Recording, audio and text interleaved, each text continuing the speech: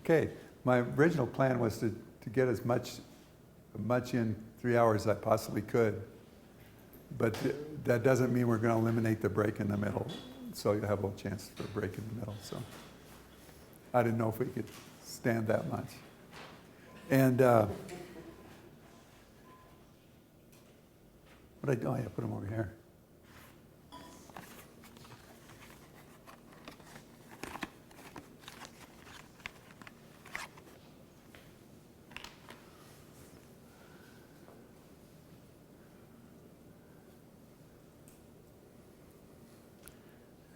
A lot of times I just start out and see what happens, but this morning I was getting ready and this really fun thought came into my mind, which does sometimes. So it's a new title for today.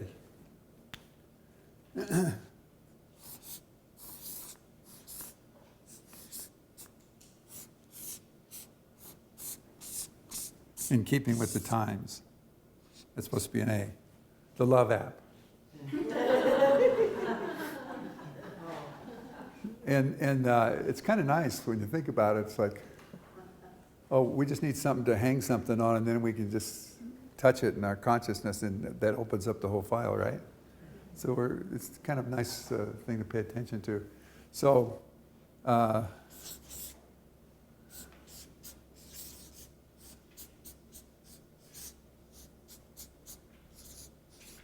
I'll say more about each of these. So this is how you access the app. Oh, yeah, this is how what you have to do to access it. So, oh yeah, access was the next one. It's access. Is that 2 C's? Yeah. I have enough trouble spelling when I'm in my right mind. 2 S's. What'd I do? 2 S's also. Ah, boy, see, thanks for the help. You can tell there's a participatory class, right? Yes. Yeah, we're going to do this together. So is everybody in? Yeah. Okay, then. I mean, if one person could know everything, it would be boring. Oh, now I'm in trouble. Okay. Hope I don't have to correct this. Is that presence? It is. Ah, good, good. So we'll expand on these, and depending on how it works out, I may demonstrate a balancing, and then see where that gets us. It's always good to apply stuff, right? I could put another A in there, I guess, for application, but so.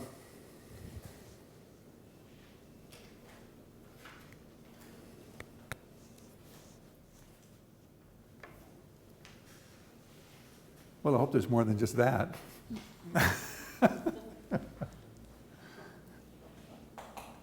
Love's one of those words that we've used so much and thought about so much and used so much to manipulate each other with that it gets, the word almost gets in our way, but we have to use it anyway because that's the word we have.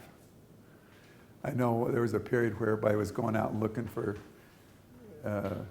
other words like agape and this and that, and it gets complicated. So we just take the word love and maybe clean it up a bit and bring it back into its deeper understanding.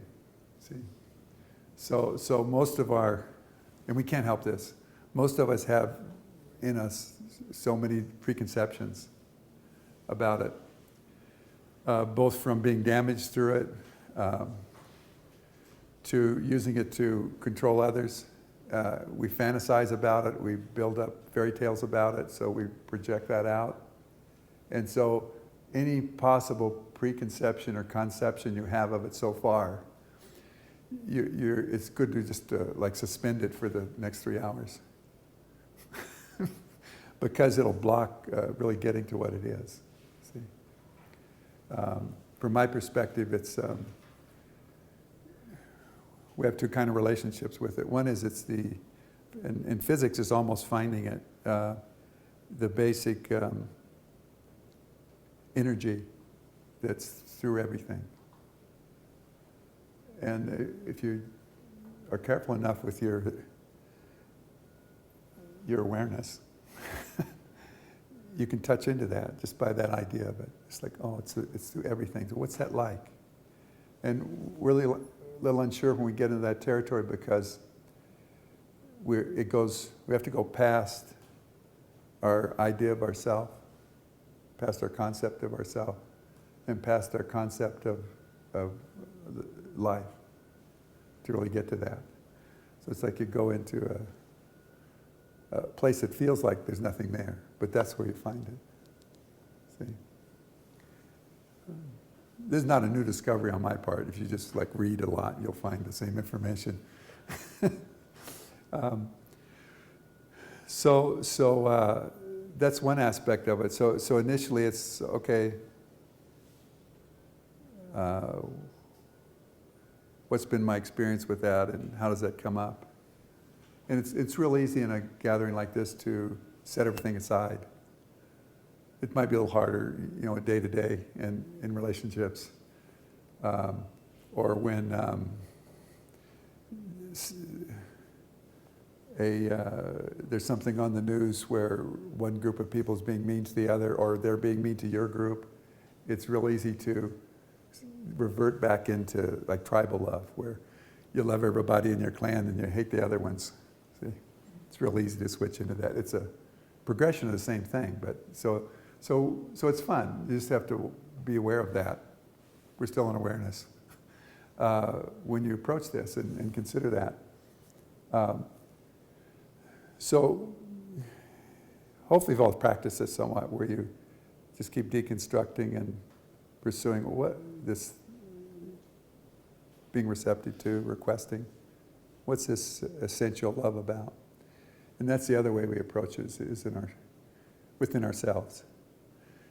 The only, that's probably a clue. Anytime you're approaching discovering love out here, you probably won't find out what it really is. You'll find out things you can do with it and how to mess it up, but when you pursue in, you'll find a source of it. And that's our capacity to touch that center of ourselves that not only accesses it in the field here, but transcends the form we experience as human beings. And then we have that source.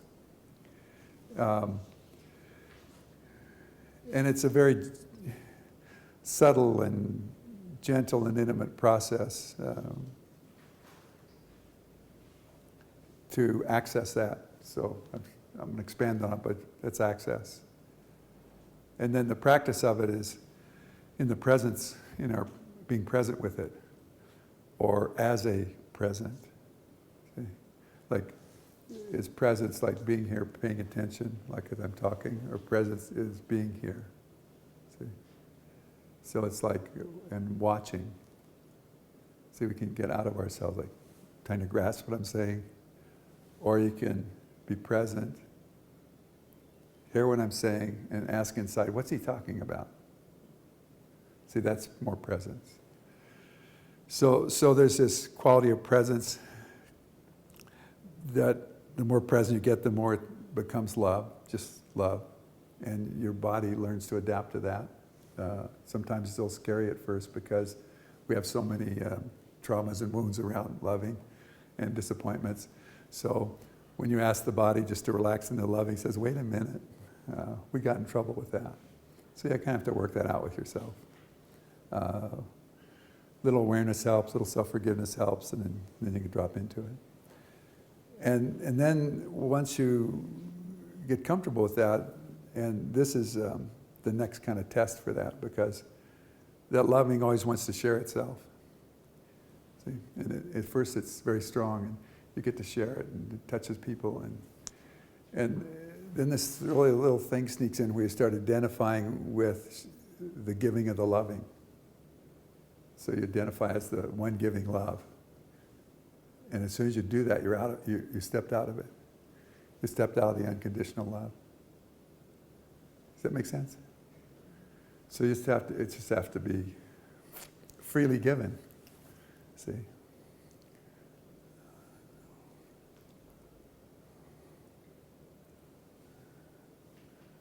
I just checking out where I want to take a chance at. There's a Hafiz quote that's just really great about this. And I'm going to mess it up, so I'll just go ahead and paraphrase it. And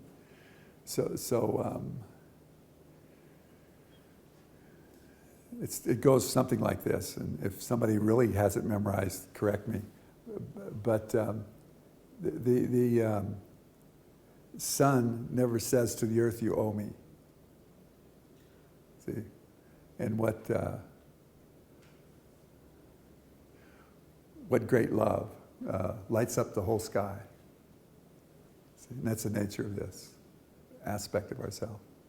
So if you ever want to know where human evolution's going, that's where it's going. All this complication, even the wars, are all part of evolution towards that kind of awareness. So we're all part of that, see. So if you want to know what the purpose of your life is, it's evolving into that kind of presence, into this. And being able to live in that without being persuaded out of it again. See, it's so easy to look in the mirror and fall in love with our image, or lust after it, or need it to be secure. It's so easy to do that.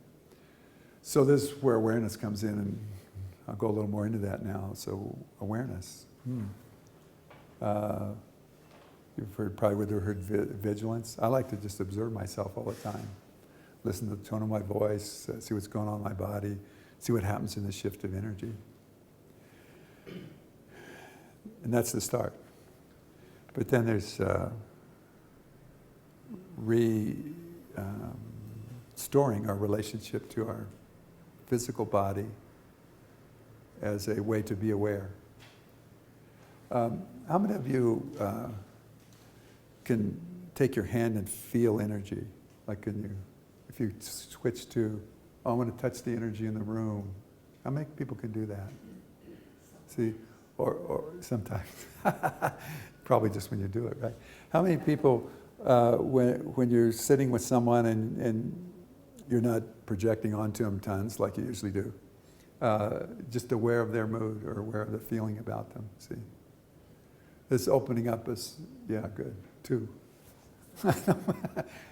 See how shy we are about it? Like, we're shy about, oh, yeah, I can feel this energy. I can, comes off of people when they're upset, I can feel it. When I'm walking by a plant, it says hi, and if I reach over it, it starts responding and sending off all these beautiful fragrances. See, we're really shy about that for some reason. Why is that? See? They call them tree huggers, I think, a while back. Now we're hugging everything. Well, we got to go through these disconnections. See, pretty soon we catch on there's a whole package about us. And yeah, we can feel this energy in there. What's about that? I know for a long time, the focus in my teaching is discovering who you are. And lately I've switched to discovering what you are. Like, yes, well, who am I? Well, why just start with what am I? And then you go to, well, who am I in this? Like, what am I? Like, really, what is this human being? What is this combination of all these different awarenesses and drives? See? So in awareness, a good exercise, I won't do the whole exercise, but there's this wonderful relationship of our body to the environment we're in. It has to do with our bilateral nature. It's polarized. It's a polarity. We're in a world of polarity, so anytime you're polarizing, being against, being a distinction of, comparing yourself, you're living. You've chosen to contain your awareness in just one dimension of yourself. And that's the dimension of the body and the ego as it lives in this world. See?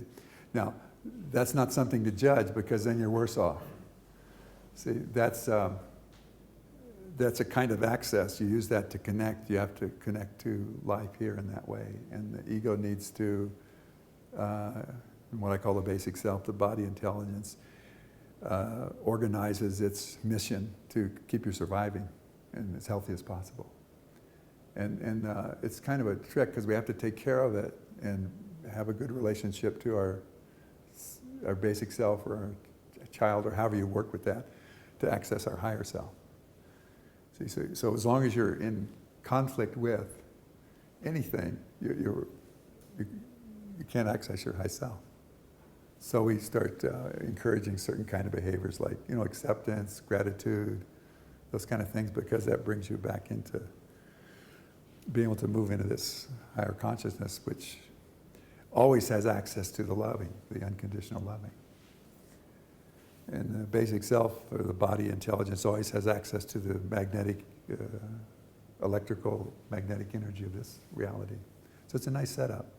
So there's there's so many paths to this you can't miss. So just start using one to come to that kind of equanimity or that kind of place inside where you can start to access your identity out of that loving or out of that spirit or out of that soul, however you want to talk about that, and have the resilience to engage your life in that way.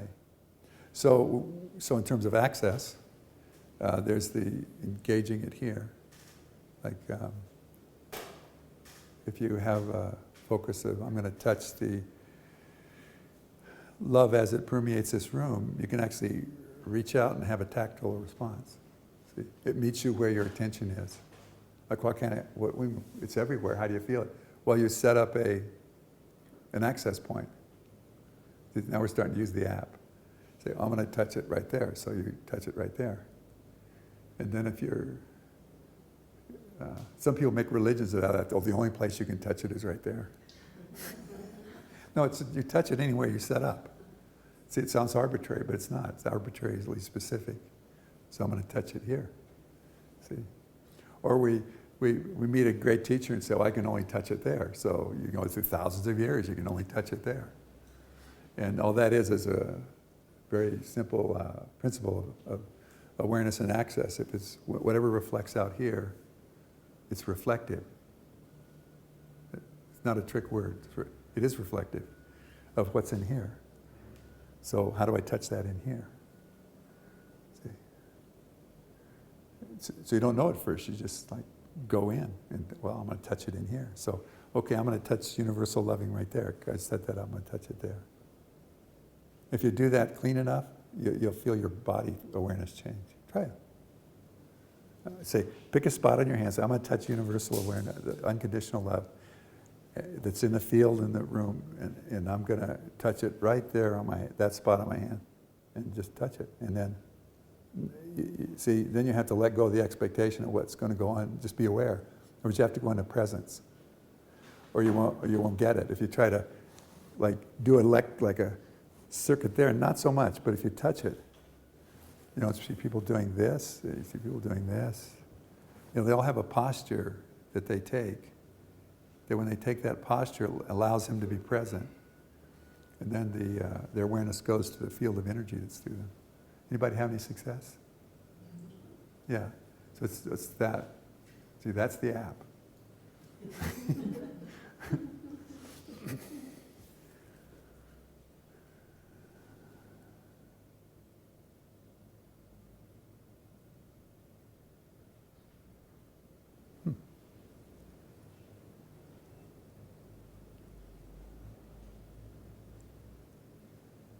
So I thought I was going to talk about this at the end, but I'll talk about it now. So in my perspective, in the way I've pursued this, Christ has been very central to the approach I've taken, or that's taken me. I'm not sure which anymore. But I do have a kind of nature that I can go to anybody's religious gathering, and it just takes me a minute or two, and I'm in that. I can just step in there and wait a while, and pretty soon I'm organized in that energy. So it's like I'm participating as if I'd always participated. So it's a nice quality. It's something about that. Once you drop all the conditions off the loving, you can go sit with anybody and participate quite naturally in whatever spiritual process or practice they're doing. So having said that, my approach has been to understand for myself what this is about the Christ. I started out in the Baptist church, and they would talk about this a lot, and then they would say, find your own relationship to this, and then they'd tell me what my relationship should be. So that didn't work out in the long run because it didn't work. See, so it's another one of those words like loving, and the same thing I think is true with, Muhammad or Buddha or any Lao Tse or any of these folks that have been trying to get us to catch on to this forever. People make up stuff, and they project it onto it, see. And so the same case is here. I think we live in a time where these spiritual worlds are closer. See, so the good news about that is it's closer, easier to access. The bad news is anybody who wants to hang on to conflict or adversity, it just makes them crazy. They want to hold it, they just start fighting more, and then, well, our Congress is probably a good example. Syria is a real extreme example. And it just keeps going. The more they try to solve it through polarization, the more it happens, and it just spreads. And pretty soon everybody forgets there's a high self, and there's no access to the loving, no awareness of it, no contact with the Christ or the Buddha or anybody else. They're just out here in this field, and there's a lot of fear in that. You can always tell to the degree you're not in touch with it by how much fear you operate out of. See, and it can be like small, like somebody stealing your iPhone, to something extreme like, the UN's going to take over the United States, whatever you want to cook up. It all is a need for security and a need to have some kind of connection. And so it keeps reflecting back, well, there's a place inside where that's an easy thing because you're on everything's side. You have to make practical choices in terms of how people are behaving in your environment. It's not a silly thing. If people are shooting at each other with guns, hide. Unless you feel you're so present that you walk out there and everybody falls in love with you. I don't know, but that wouldn't be my approach. I'd hide and wait till they get done, and then suggest they might consider another approach later on when they're more willing to listen. You see, so some people have to get it out of their system. So So to approach, I think, this in any central feature of, what is the spiritual self like? You have to drop, again, all your preconceptions about it.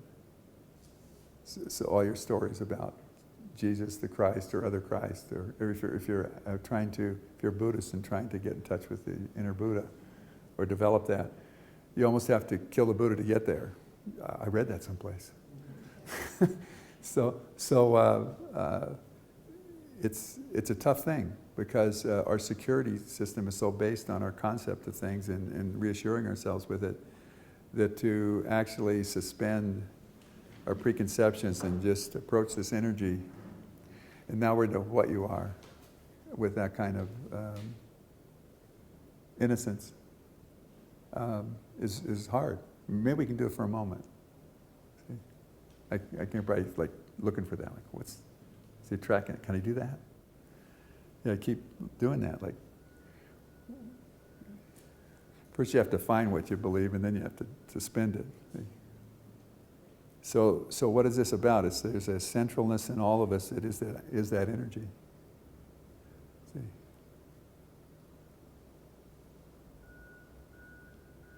Yeah, some people are picking up on that, see? Just by invitation. See? So some people have religious woundings. Somebody in the church, it's extreme. Anybody from being molested to being betrayed, to being lied to being controlled, to being conned.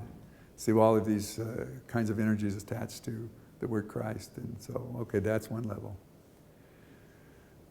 And then there's more subtle levels, like you get hypnotized into looking outside of yourself or looking to a religious authority, so that one needs to go. I mean, the Pope's a nice guy, but he's just still in the same tube as the rest of us. He got here like us and is not different.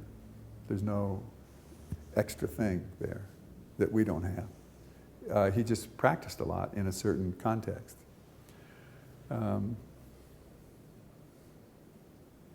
I just, a few days ago, I watched this movie about Ram Dass, and he's in town. He's competing with us.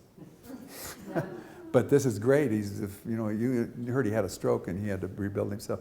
There's a wonderful movie out about not just his process, but his whole trajectory of his life. And he talks about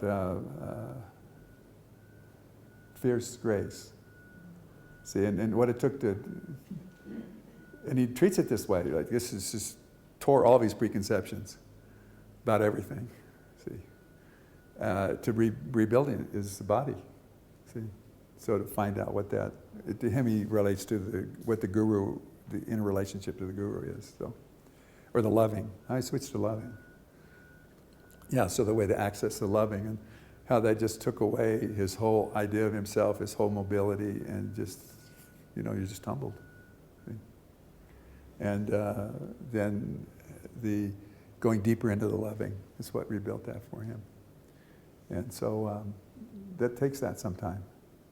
Or you can just do it right now. See? And okay, what if I dare look at this outside of my beliefs, my positions, my rightness, my all that? What if I just go beyond that? And see what I meet when I go inward. So any kind of imagination you can use to do that.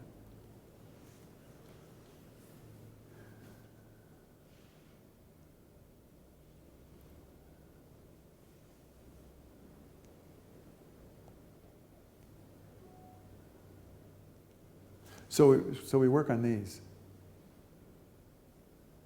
And that keeps building up our, oh my goodness, aptitude. What a great word. to live with this as your state of person. So any comments or questions about this so far? I'm going to switch gears here. So that's good. Everybody's got it now. We're done. That's it. An application. How do we now take this and relate to ourselves and relate to others in a way of transformation? So there's a lot of energy practitioners around, and if you watch the ones that are really good, there is a simplicity to what they do. And it's just real simple. And I guess we're into application now of our app. So you're present, see? And so there's a situation in your life or an issue. So you engage it. And that engagement is access. See, in other words, that's another app in a sense. That's the app for the situation or the issue. But you just engage it, and I'm touching with my hand. And it follows through all the way. You can touch it with your hand. You can sit there and engage the person. You can just engage what is, like how your life shows up, just what is. Not projecting onto it, not trying to fix it. Well, that's a big one, our addiction to fixing things. As soon as you go into fixing something, you go into polarity, and you tell the universe you just want more of that. And so you'll have things to fix forever. Have you noticed that? You fix one thing, you have to fix the next thing. So what we're talking about here is a way to engage this that can shift the reality. Well, the only way you can shift the reality is to somehow have some kind of cooperation with the basis that is reality. which is the loving or God or whatever you, well, that's another word you have to strip your stuff off of, God, before you really get what it is.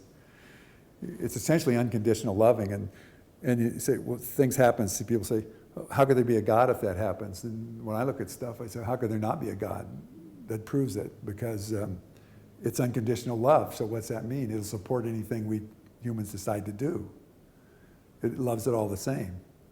And sure, it realizes that you keep doing this to yourself, and you'll hurt and you'll destroy your. So that's why you have karma. So you get the consequence of things. But the unconditional love, so then we have grace, supports us in whatever we want to do. So whatever we want to pay attention to, the universe lines up to bring it. So wherever we attach ourselves to, the universe lines up to bring it. So when we try to fix, the universe lines up to bring us as much stuff to fix as we like, our heart's desire. See? We can be so important, I can fix all these things, I'm so important.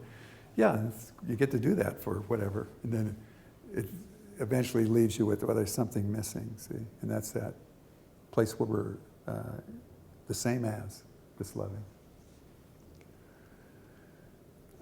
So it's a way of shifting the reality that makes something possible, and that changes the possibility. And the communication between our source and our life can change then in that way. So we engage, and then we watch what God's going to do with it. In other words, we watch what the loving's going to do with it. We stay present. We don't try to reach out and or whatever. See? So, and that's a very hard thing for us to do. Guys, some of you are counselors, you know all this stuff, you want to use it. Just keep it on the shelf. It has its use. So we engage and be present and watch, observe how that process occurs. And that takes some application of will, that takes some training. See? Sometimes just engaging that and doing that, it changes immediately. Sometimes you just watch the person talk themselves out of their issue. That was Carl Rogers' approach. He would just be present, engage, and watch them talk themselves out of their issue. Talk themselves out of their issue. It's unconditional positive regard. A friend of mine asked him one time, what do you mean love by that? And he said, yeah, that's what it is, love. But I have to say that because of the marketplace. So. Once we get this reflexive relationship between our inner life and our outer life, boy, things just start falling in place. But it's hard for us to consider that whatever's going on out here, we created, promoted, or allowed in some way, some lifetime, some place, or some time.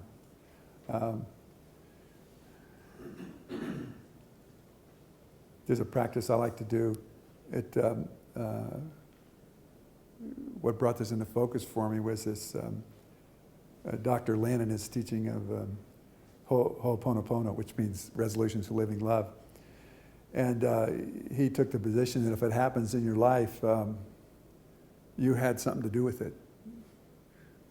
He used the word it's your fault, but I'm a little cautious of that because when you say your fault, the ego can't handle that because it's just too awful. And so it has to go into shame and blame and make somebody wrong or make itself wrong or make you wrong. So I usually suggest people work on this for a while before they try this.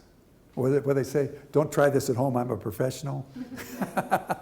But once you catch on to it, then you're not going to revert into shame and blame and hurt yourself or somebody else.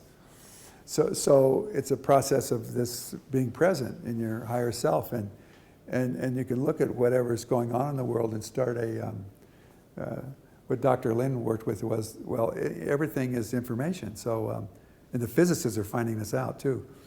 So if you raise the information, people won't have that to use and they'll behave differently. So it's a change relationship approach. So what he does is he looks at it and well, I'm probably paraphrasing.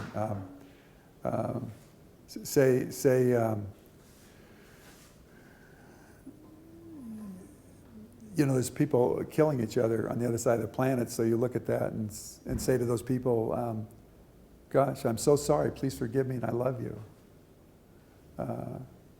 And please forgive me for you having to have this war for the sake of my karma, for the sake of what I have to realize, for the sake of I have to understand. And you know that's true because that disturbs you. So if it disturbs you, have some kind of stuff with it. You know, is the way you used to do it or the way it was done to you and you haven't resolved it yet. So someplace back there you voted for that kind of behavior.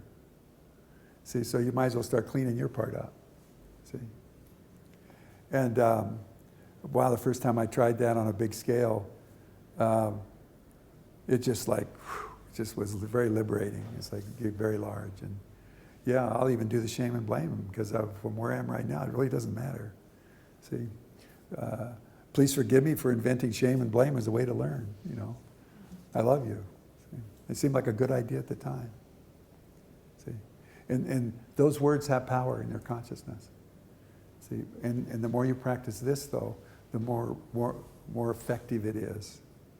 See, you build up this skill of being present, being aware, being access, and that's what you go with. Then there's, I'll just review these and then we'll go into the other chapter of this. Okay, so I went to this class with Viana Stiebel. Have you ever heard of her? She does theta healing. Yeah, and she discovered her technique by getting cancer and curing it. But she asked God, like, what do I do about this? I'm shortening the story and paraphrasing, so if you want the real story, you have to ask her. All these things are on the internet, I think. You can just Google them or put a .com after theta healing or something. But her simplicity is that you observe, you go up and you connect, you take your awareness, you go up and connect, and on that level you're a colleague, so you can instruct. For that level to come down and heal whatever this is, and then you give thanks and declare it so, and so this is so she says it's, you know, so we go up and command that it heal your tumor, and then you come down and you after you command it and you give thanks, like thank you God, thank you God, thank you God. 3 seems to be important for our basic self. Because a lot of this is getting our basic self to go along with it, because it just believes in polarity and death. So you have to get that energy through.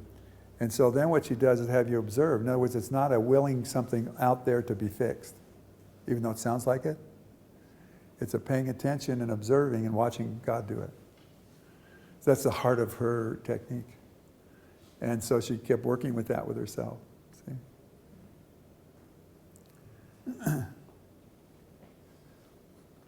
All these, you can just gotta go look these up now. See? Oh, you have your iPad, you could do it right now. So another one I went to was, and I'll get to my noetic balancing stuff because, of course, that's my thing and that's central to what I'm doing. It works the same way. Have anybody ever been to a matrix energetic weekend? Yeah, well, that's fun too. This guy's wild. And it's embarrassing because his name is someplace else right now. And so he does a wonderful thing. He's got this presence thing's wired. He's found that if he is present and somebody's standing there that, and if we get time, we could probably demonstrate this. And he reaches out and it's like our beliefs, our conditioning tells the universe we want a certain thing, and it establishes it in the energy. So his approach is you get present, you engage, and then you take your awareness and just drop it into the wholeness, and whatever this issue is just collapses. See? That's why often when we just become aware of something, it'll clear. So I'm going to introduce the noetic balancing, and then I'm going to demonstrate one after the break, or a piece of one. just so it gets it, and then maybe we'll do some kind of closing that practices with self. And I can feel it's getting to be a lot, and people are ready to.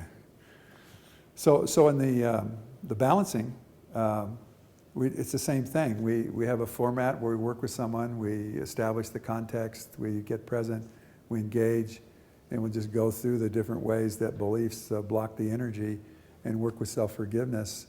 And we connect. In this case, I'll connect with the pendulum, and the person forgives themselves, and it deconstructs the belief, and the aura shifts, and they come into alignment. Sounds like something Mary Poppins would do, huh? So let's take a break. I need to lie down. On your back.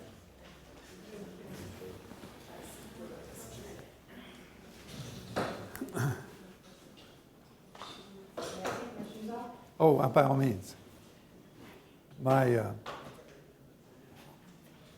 usually ask people to do that. So, helping out. So, this is the setup. I'm going to demonstrate what I call noetic balancing.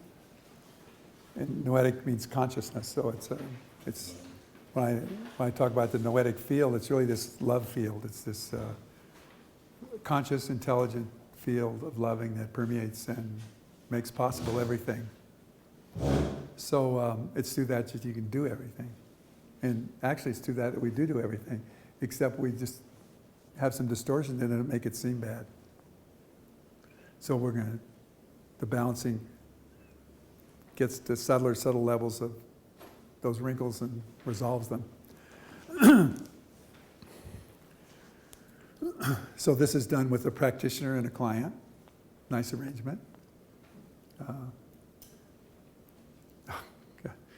Dr. Lin used to say this wonderful thing, it's about being present. If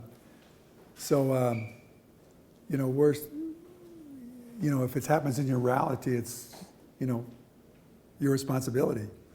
So what he says, he was a therapist. So this is a great occupation, People come in, remind you of what you forgot to resolve in yourself, and then they pay you.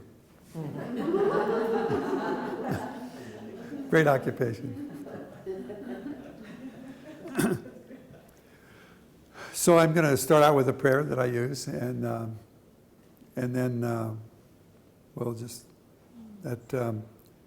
establish the presence and the access and the awareness, and then we'll engage. That's what the prayer does. So, Father, Mother, God, we just now ask for the presence of the Christ. And through the guidance of the Holy Spirit, we ask for only that which is the highest good.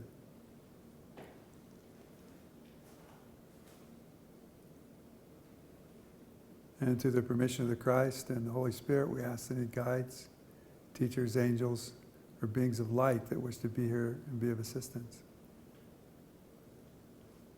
And we ask for this in perfect love and perfect understanding. And thy will be done.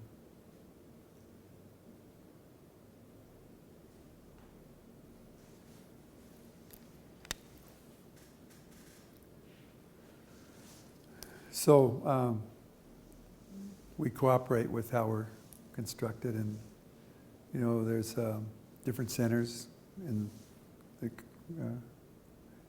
along the physical body and the energy. We usually start out and open the field here, and that's a quite simple process as an intent to engage, and then I watch, and the field opens. She might be able to feel that. She'll feel other things. And then just get attuned to things. So she's been doing a lot of good things, so we'll probably go in for subtler things today. And usually then I just check in and see if there's whatever will balance by engaging it. So all this is happening with the pendulum moving is that's an objectification of what's happened. It lets me touch. The pendulum provides a very subtle level of touching or engaging that's practiced over a lot of years. And when that happens, and I'm present and I'm observing, the energy starts to balance. And so the move of the pendulum, you see, is just a result of the balancing. And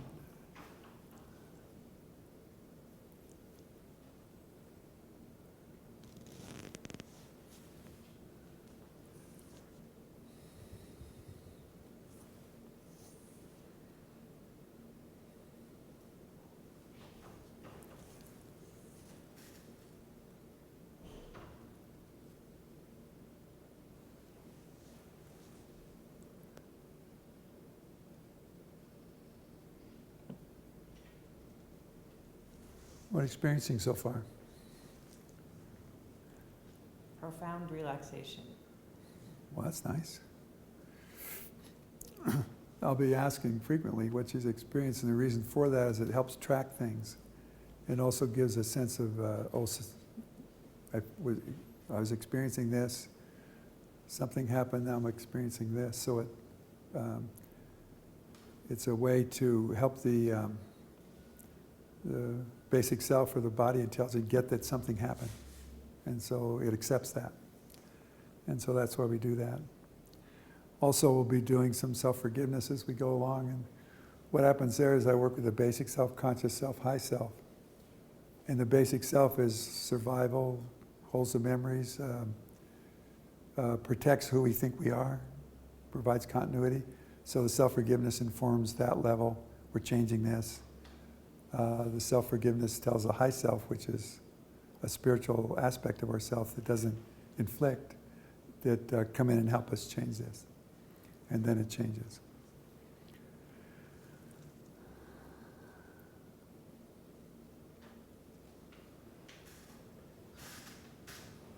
So one of the ways I like to start here is this, if anything's occurring to you that you'd like to take a look at here. And then other things that you don't remember I may get at later. I'd like to take a look at my ability to be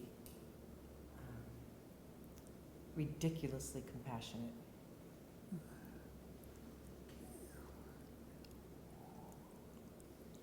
So that seems to be fine. What else? So there's a doubt in there, right? Yeah. Okay, so we'll go for the doubt. So that's taken us back to about, you must have been a handful when you were little. It's about 4 years old. Mm-hmm. What comes to mind? You're being ridiculously active and joyous, and what happened?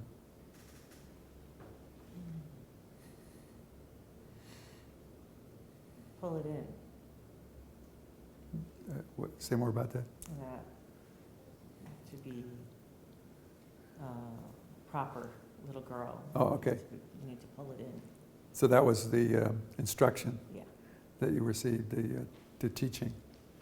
And so what did you decide based on that? That it was wrong to be that out there, to be that exuberant, to be that. Did you decide you were wrong? Oh, indeed. Okay.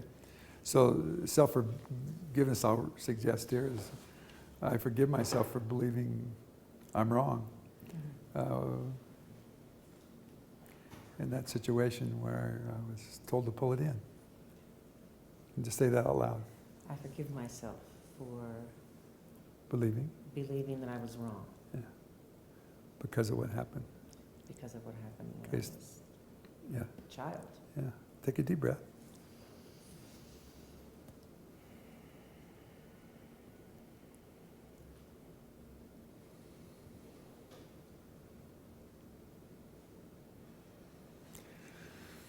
So that was kind of the seeds of doubt, and it's just some other things, looks like, clustered around that.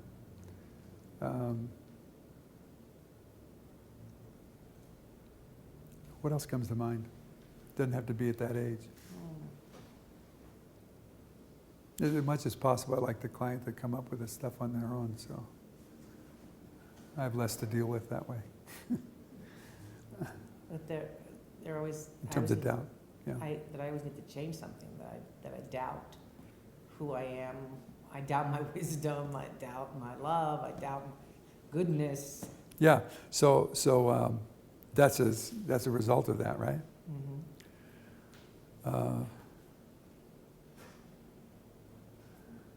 Well, let's just do, there's certain standard self-forgivenesses I've run across and that everybody has. And so everybody can do this if you want with yourself inside. So that's, I forgive myself for doubting myself and not trusting my life. I forgive myself for doubting myself and for not trusting my life. Yeah, take a deep breath.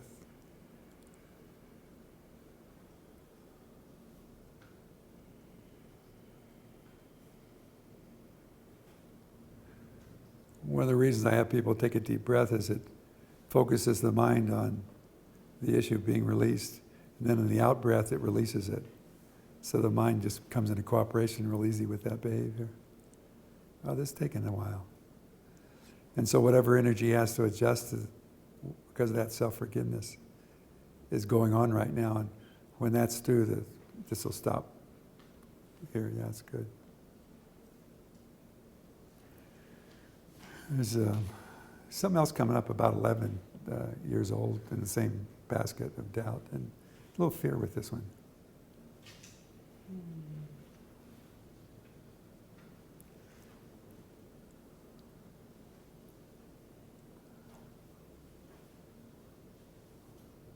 What grade are you in when you're 11? Depends on how smart you are. 6. I think 5, maybe 5th or 6th. Yeah. I know what it is. You gonna tell me? How much time you got? It doesn't take long. I tattled on some kids who had stolen a purse that I saw running down the block with a purse. And you tattled on them? And the police came and I told what I saw and who it was. And that's a problem. How? Stigmatized in elementary school, even into high school. As in what way? Into that anything that ever happened, that anybody ever got turned in on anything, it was me. So you I took was that the on. not to be trusted. And so what did you decide about that with yourself? How did you judge yourself?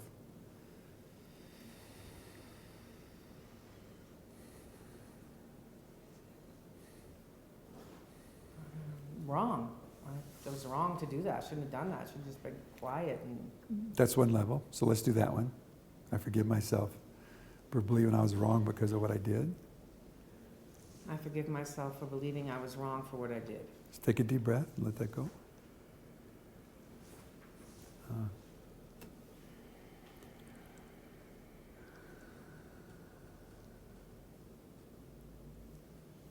And so what else comes up about that?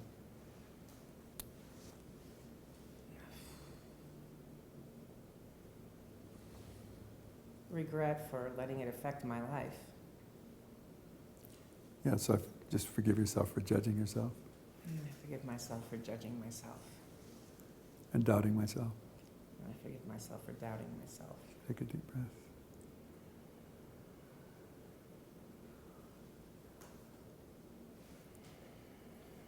So an obvious one here is when I speak the truth, I'm crucified. Does that make sense? Indeed. Yeah, I forgive myself for, well, how does that set with you when you think about that? When I think about speaking the truth, If I speak the truth, I'll be crucified. yeah, I speak the truth and people don't like it. Well, yeah, that's like a metaphor of that's you get, you know, the crowd turns against you. So what's going on what comes up inside? There's a lot going on with that. What are you experiencing? Shit. What else?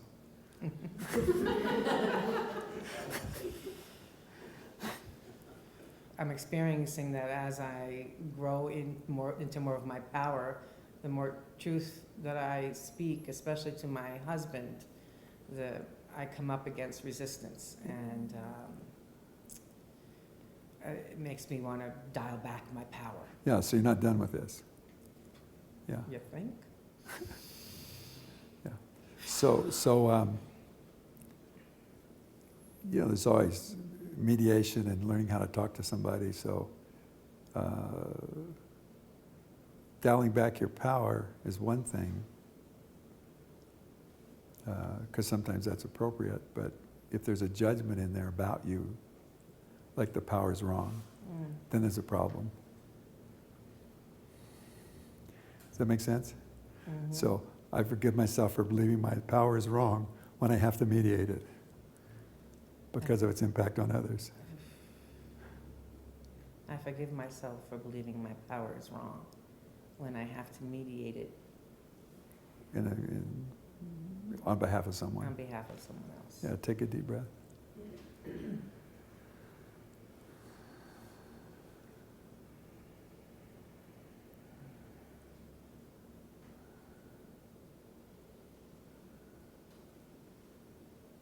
What are you experiencing right now? My eyes are flashing or popping and feel very active underneath my eyelids. And there's a bright white light there underneath my eyelids. It's never experienced anything like that in my life. Okay, take a deep breath. And you like that? It's bizarre. I forgive myself for doubting myself or holding back when something's bizarre. I forgive myself for doubting myself and holding back on something bizarre. Okay, take a deep breath.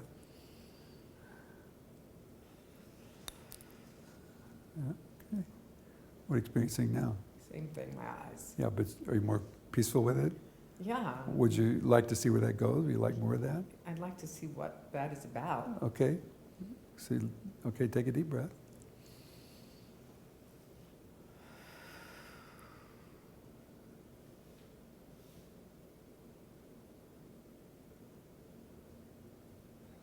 So what did you see when somebody spoke the truth and the crowd turned against them? What comes to mind?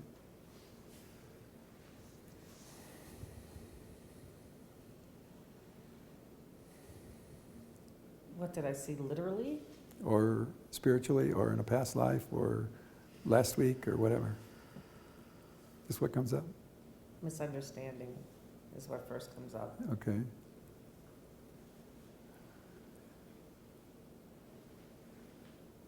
So have you even considered that you might have seen the crucifixion? Have I ever considered it? Yeah. Somebody once told me that I did. Uh-huh. Okay. And so imagine that you did, and what comes up? We don't have to take their word for it, we'll just test it.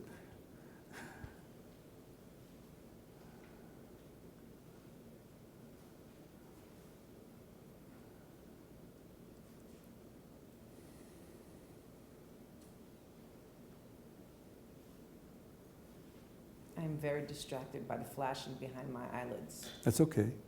So imagine, yeah. Interesting. So just allow that. What else comes up?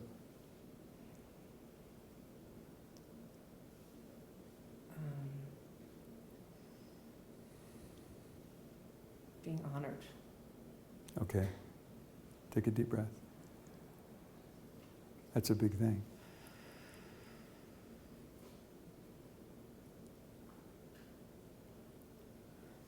So there's a spectrum on honored, like, oh, that's an honor, to being anointed. What were you putting the brakes on? My body is starting to tremble. Yeah, of course. So just open up a little more. What was that exchange at that event? It's a deep and profound Yeah. honor. It's been like like a 90% hold since then. Like, not sure you want to follow that way. So it's like, what I'm seeing here is you got the connection, but then you chickened out on following that. See, you got that? Yeah. So just forgive yourself for doubting yourself in that situation. I forgive myself for doubting myself in that situation. Take a deep breath.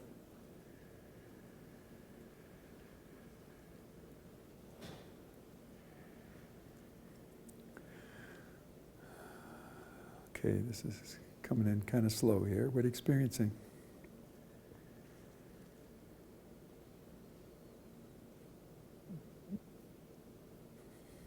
Energy, aliveness.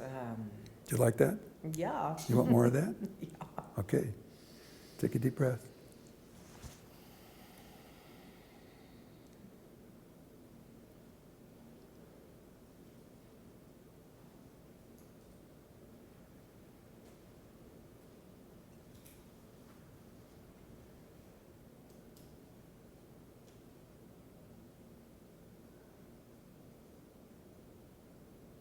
What are you experiencing now? After the breath, my eyes seem to rest and calm, and then as soon as that breath is over, the flashing and movement in my eyes continues, Uh-huh. and my gut is trembling, which for me means truth. Adjustment is adjusting to the truth.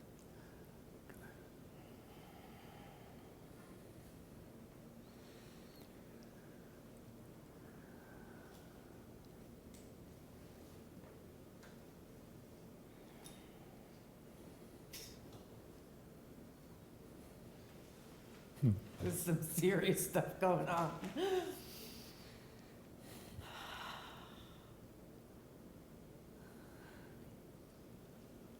Yep.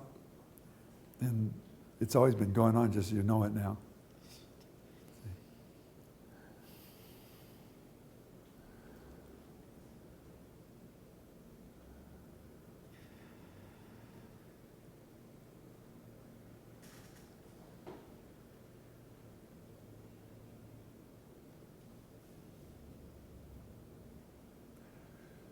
So have you ever had a little doubt about whether your life belonged to you or whether you had a place in the world? Say that second part again. My life belonged to me, and Place in the world. indeed, yes. Say, so I forgive myself for believing my life doesn't belong to me or that I don't have a place in the world. I forgive myself for believing that my life doesn't belong to me, or that I don't have a place in the world. Yeah. Take a deep breath.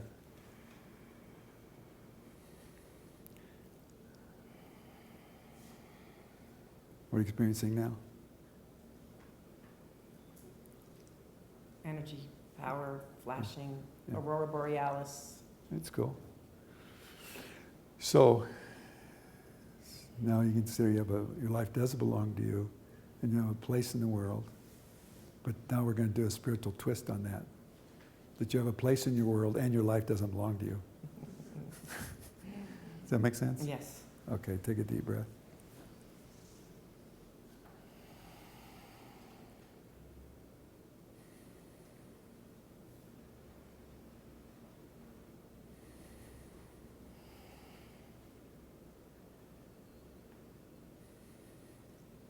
And this will go on until you adjust to it. And that could take another 3 days.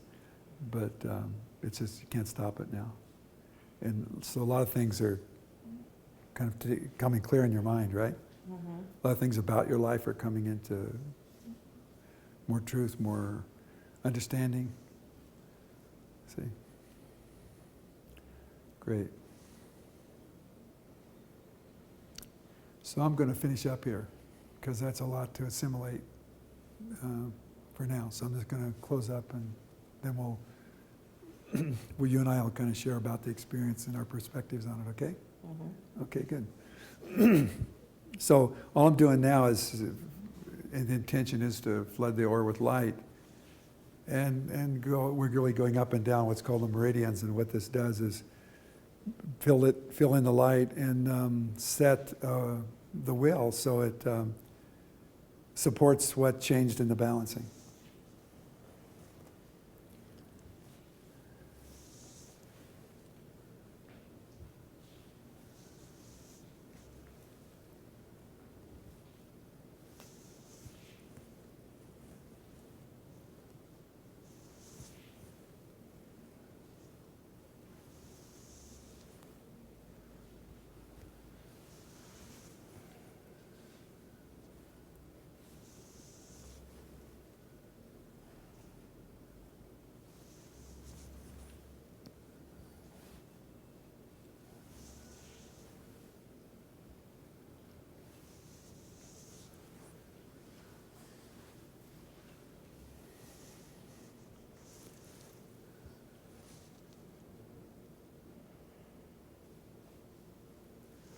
Just take your time and feel free to get up whenever you're ready.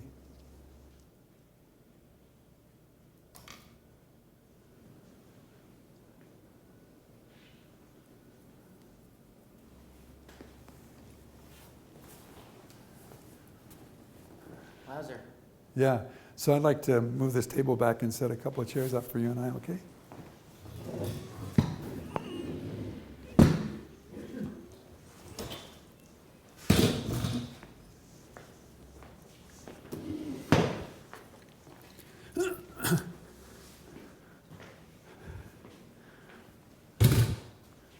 Are we still where you can get us? Yeah, okay. So,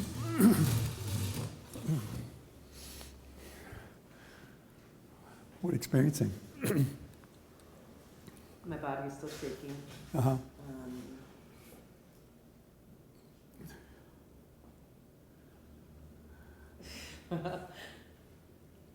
Wonder. Mhm. I've never experienced anything like that in my life. That sounds good. Yeah, don't stop it. Those days are over. Stopping what's occurring there. Yeah. Yeah, so just let the presence of that and the awareness of that settle in for you. Yeah. Anything else that comes to mind about the balancing would be interesting.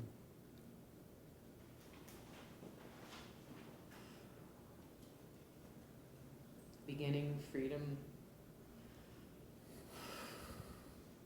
excitement. Does that all extend to yourself now? Mm-hmm. Yeah. Yeah.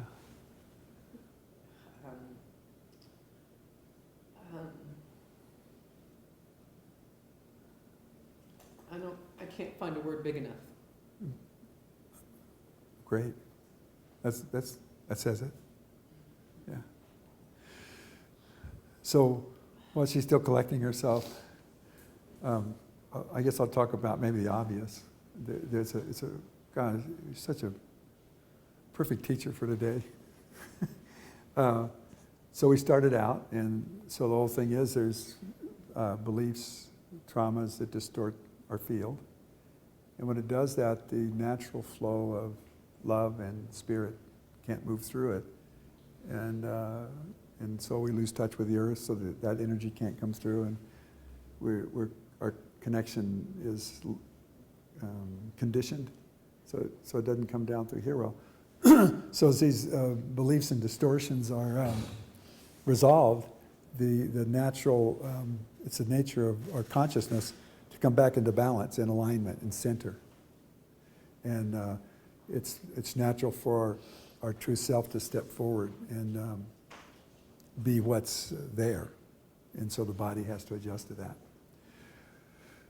So, so we started out and started having our conversation and touching on things, and she's pretty aware, so she could feel just this peace right away, and things started to settle down. And then this doubt, she was aware of the doubt. And she was also aware of what she wanted more of, which she's getting now. It's a doubt, and it may seem like a simple thing. So we looked at that, and there's this thing at 3 where you had to be smaller. And this happens to a lot of us, so you learn how to be smaller. And then you forget that and think that's who you are, is smaller. So then it goes on, and then the next big incident was really, see, the karma gets set up by events in your life. So the next thing that came up was where she, being naturally who she is, told the truth, and then ruined her life. Everybody turned against her. Well, that's kind of a classic metaphor, so we worked with that on its own basis. But when I checked inside, I could see the incident of the crucifixion of Jesus come up, so okay. Her eyes came up, and when I checked in about, what's the deal with the eyes? This is my eternal conversation. What's the deal with her eyes in the context of this truth and betrayal? And so that's when that scene came up of the crucifixion. So I asked her about that. And we explored that, and then it got more interesting. See?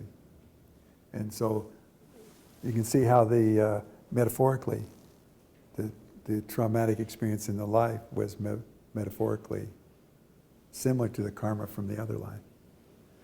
See, so I looked in that further, I could see she decided to hide. Because I don't know, look what happened to him. I don't know if I want to do that, even though this tremendous connection had occurred at the time. So see, that just all rearranges that through the forgiveness and the awareness. And she starts lining up. And then what was held 2,000 years ago comes into the present. And so you pick up where you left off.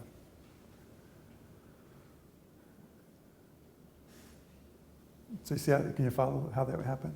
Yeah, it's nice to, we're just a book, we just read it. So, and so what, you know, in the way I'm present, it's very easy to read the book. If I were like, had an agenda or wanted an outcome, I couldn't get anything because that'd be my projection on it. So I'm always testing that inside. Because I have my favorite stories too, so I have to kind of put them away. Would you care to tell them what you do for a living? I'm a minister Which church? at Unity Spiritual Center in Albuquerque. Yeah. So that's your karmic opportunity. See how perfect life is? Yeah.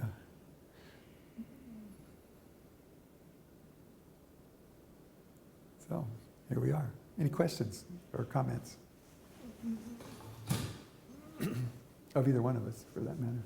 Well, I have a comment, as my body is still, Yeah, it may go on for a while. No. It's not a little thing. It's a just big saying. thing, yeah. And so when the basic self has to adjust to this new energy. It's already agreed to it, so we don't have to worry about, hide behind it, running away again. But it has in it, we ran away last time, so it has to adjust. And it was conditioned to keep the lid on this. See, and that took a lot. So now it's a big readjustment. So as energy comes in, it has to readjust, and so that's the effect of it. And so it keeps trembling like that. Okay. And it'll do that till it's adjusted. You said 3 days? At least maybe longer, or it might come and go forever. Who knows? See, because it's big, and so balance. Say we brought everything into balance; it's all aligned. It may be a situation where, because of the limits of our physical existence and the largeness of the energy, you may, get up to do a sermon, and you may have the same trembling come back. Because it's just big. So when you come present, you may tremble. So if that happens, don't doubt or make stuff up about it. No, it has happened, but not on this scale. Yeah. When I speak truth and become present, then it has happened. Yeah. But not on this scale. Yeah, so you're stepping up a bit here. So, but it's a good time for it. There's a big need right now for people that can stay centered in the midst of chaos to really be good at it. So, okay, yeah. Yeah, I have a question, or a comment, I'm not sure. We'll see how it unfolds. Okay, you can have answers too. I'm really interested in answers. Well, because see, I'm Jewish, and so for me, this crucifixion and the whole Christian ideology doesn't really, that isn't my cosmology. Yeah, in my experience, I find that makes no difference.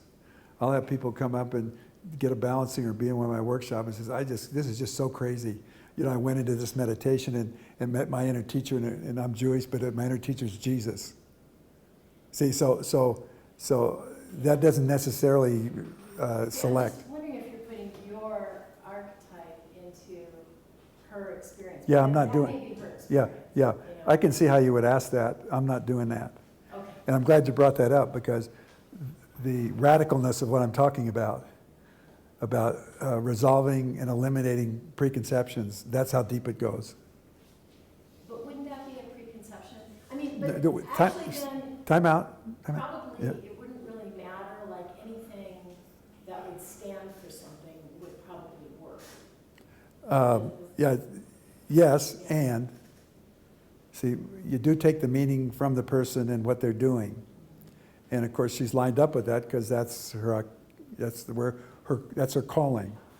So we already know that, see? And Did you know that prior? no, I knew she was a minister, yeah. But see, from my perspective, that has no influence on me. I've been doing this 45 years, Yeah, no, so I've had a lot of time to sort this out. Yeah. See, and so when and I'm sure in your work, if you're reading the Akashic records, you have to get yourself out of the way, or you're reading your take on the records. Yeah, and so to some extent, when you, and this is the fun part, when you go ahead and embrace the possibility of the bias, and don't judge it, it doesn't interfere. See, That see. would fit with what Jung said Yeah. about using archetypes to Yeah. stand for things. Yeah, so you just have to let them be what they are. Yeah. Now, there's a whole layer gets built up on that, is our interpretation of the archetypes and our projection on them. See, like the same archetype could show up in, say, the Nordic culture as, Thor or something like that, and the same archetype's going to show up in another culture, and they could call it something entirely different. It's the same archetype. See, so it doesn't really matter in a sense that it has our personal bias on it. Okay, I see what you're saying. Yeah, but what I'm saying is when you own all that and don't try to deny it and rationalize that does have influence, and just be present with what is, and that's what is, you can transcend it. But the minute you try to doubt yourself or use it as an argument or any of that, you lose that. You come down to the level of that archetype, and you can't get the higher perspective. Well, I'm just, client-centered, trained, like not wanting, I'm very careful in my practice not to try to not put my constructs onto the client. In other words, I'm always trying to get out of the way. Yeah, no, I understand that. Just read them. I get that. And Yeah. figure out what Yeah, what is meaningful to me. yeah, I get that. Yeah, and in her case, So, so what I'd suggest to you is, now that you've got that mastered, now that you've got that mastered, you can go past that. and put my archetypes onto people. No? See, that's duality. You're thinking, see what you're caught in? See? Think, oh, if I don't look out for that, then I'll put my archetypes on people. Not necessarily. See? So you have your practice of being vigilant, which is good, but there's a judgment that if I don't do this, I will put my archetypes on people. So as long as the judgment there, your consciousness is going to hold at that level. So we don't, so say, well, let me see. Let me just look at how I do that, not put my archetypes on people. What happens if I step out and take a look on it, or let this go? Or forgive myself for believing that it will be automatic, like if I don't just watch this dragon, it's going to pounce. See? Well, it isn't that. I'm exaggerating to make a point. See, so what I would suggest over time, been doing this a while. How long have you been doing this? 16 years. Yeah, that's a while. So as you do it, though, unbeknownst to you, you start sandpapering it, refining it. See, so just that we're having this conversation, you may be to a point where you don't need to do that anymore. To be vigilant in that way. Watch out for yourself. Just be present. Instead of being vigilant about that, just practice being present in the loving and watch what God does. See, and you hadn't quite stepped into that because you're still back here holding on to it. Well, maybe you've done enough. Maybe it's so sandpaper thin, as soon as you let go of the project, you just drop into a deeper sense of presence. Yeah, that could be. Yeah, see, when you rehearse that, what do you experience? Like when you let your imagination play with that, what do you experience? Well, I'm really in a lot of flow. No, just right this minute. Right this minute. Oh, Stay present. okay. Well, See what you okay. just took off. Just stay present. You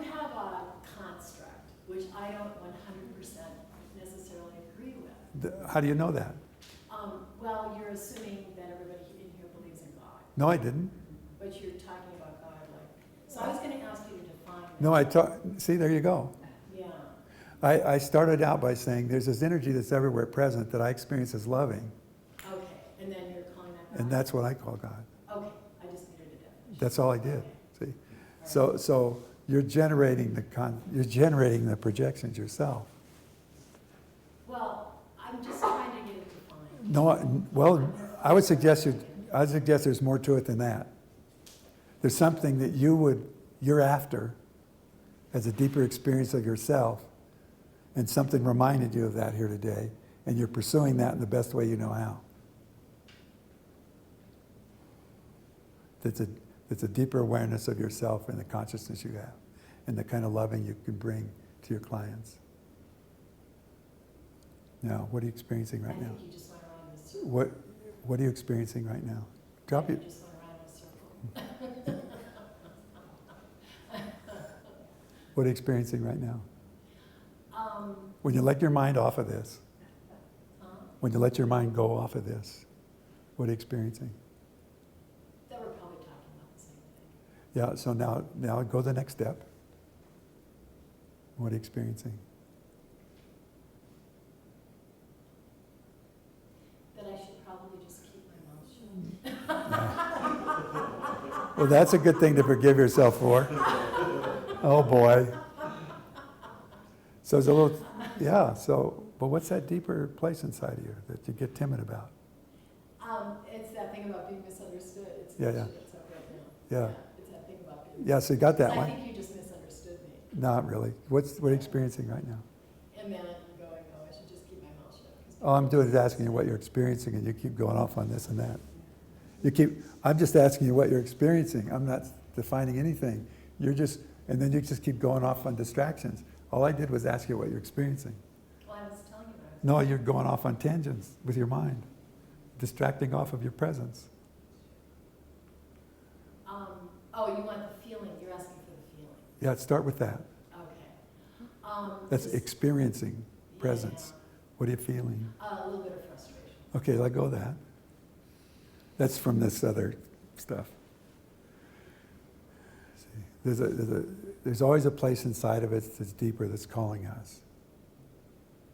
And and you practiced what you've been practicing long enough that if you'll just drop the concepts you have so far and allow yourself to relax more deeply into yourself, you'll find that there's a stronger consciousness working with you when you do your work. But how do you know that? I know that. I can see that. It's my experience. What do you see that indicates that? Well, that's my skill. Okay. That's my skill. See? Maybe. And there's something about it that reminds you of that in yourself. It's this whole idea that's up right here that if we speak our truth, there's some authority that is gonna say they know more than we do. No, that's not what is going on here. And what I do with See, my clients yeah. is I make them the authority, Yeah, of course. you know, and I back off, I let them be the authority. And whatever they come up with, that works for them. And like you said, if you just, like Carl Rogers said, if you just let them do that, they'll work it out. So I Yeah. spend a lot of time just Yeah. letting them Yeah. do that, facilitate. Yeah, that's a pretty close version of what happened here, but see, that's not what happened here What happened? with me and her in this balancing. Yeah. A deeper channel of energy opened up because she forgave a belief and let go of an old preconception. And Well, it's- no, and- I mean, and it- obviously this and is it- an awesome And it thing. shifted her I think there's a it shifted her consciousness. consciousness. See, and it went beyond however we got there. Yeah. I was just interested in looking at the mechanics of archetypes. Well, You know, yeah, the archetypes. what symbology Yeah. you use to help somebody understand. Okay, okay, yeah. And there's another reality beyond the archetypes that's much more profound. And that's what is possible. So you can look at this from an archetypal level. I didn't look at it from that level. I looked at it from a spiritual level, straight from the loving, and looked at what was in the way. And that's a deeper reality than the archetypes. Okay, you win. And I see that come into you as we're talking. And so just keep inviting it.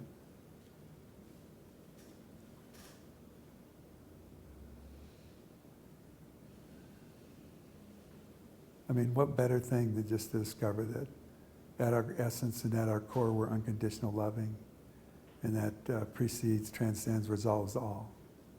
And we just have to let it be part of our life in a full, powerful way and drop all the limitations, beliefs, archetypes, conditionings, and it just flows through us. And that's our nature. That's what we are. And that's where I'm coming from. Thanks. Anybody else?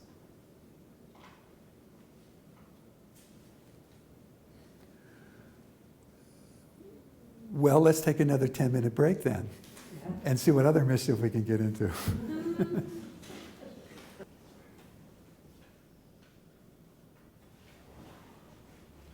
We have a whole hour left.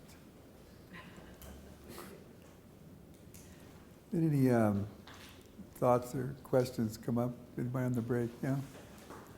I have a question about the past life awareness and that balancing. And just wondering if you could talk a little bit more about how that fits as a general rule in what you do and what you teach in the noetic field balancing. Huh.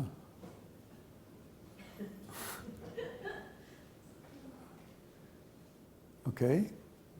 I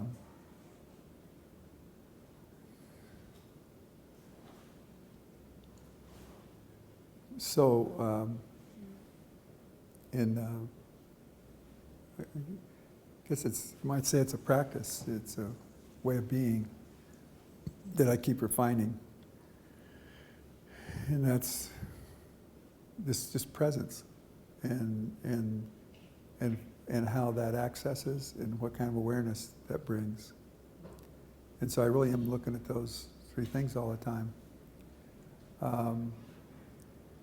And in this, there's a regard of life, that everything's there and everything's accessible. So like the part of this frequency of loving, there's another application of that, which is the Akasha. Physicists have a different name for it, but they're starting to follow that, it's about information informing how reality appears to us. So the more simply you're present, the deeper your access and the greater range of that which will appear in your presence or will reflect back or show up. So in a situation like this, where our intention is to do a noetic balancing, and the orientation of that is to the client and what their trajectory is and what the path of their life is. So that kind of shapes the reality. In other words, that's the statement to all that is about what we want to work with. So we're not working with everything. We're working with this person in this context with their process and their path. And that's what we're doing right now. So that's our connection, that's our engagement. So we're open to anything that can serve that. So in the orientation of this, it's this deep energy.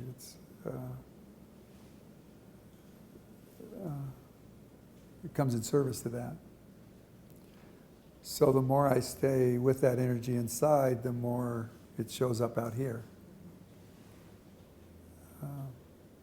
so the loving and everything presents according to how I'm present with it inside. So all my faculties are attuned to that, being receptive to that. So it's not just like seeing visually. Sometimes I see as a picture.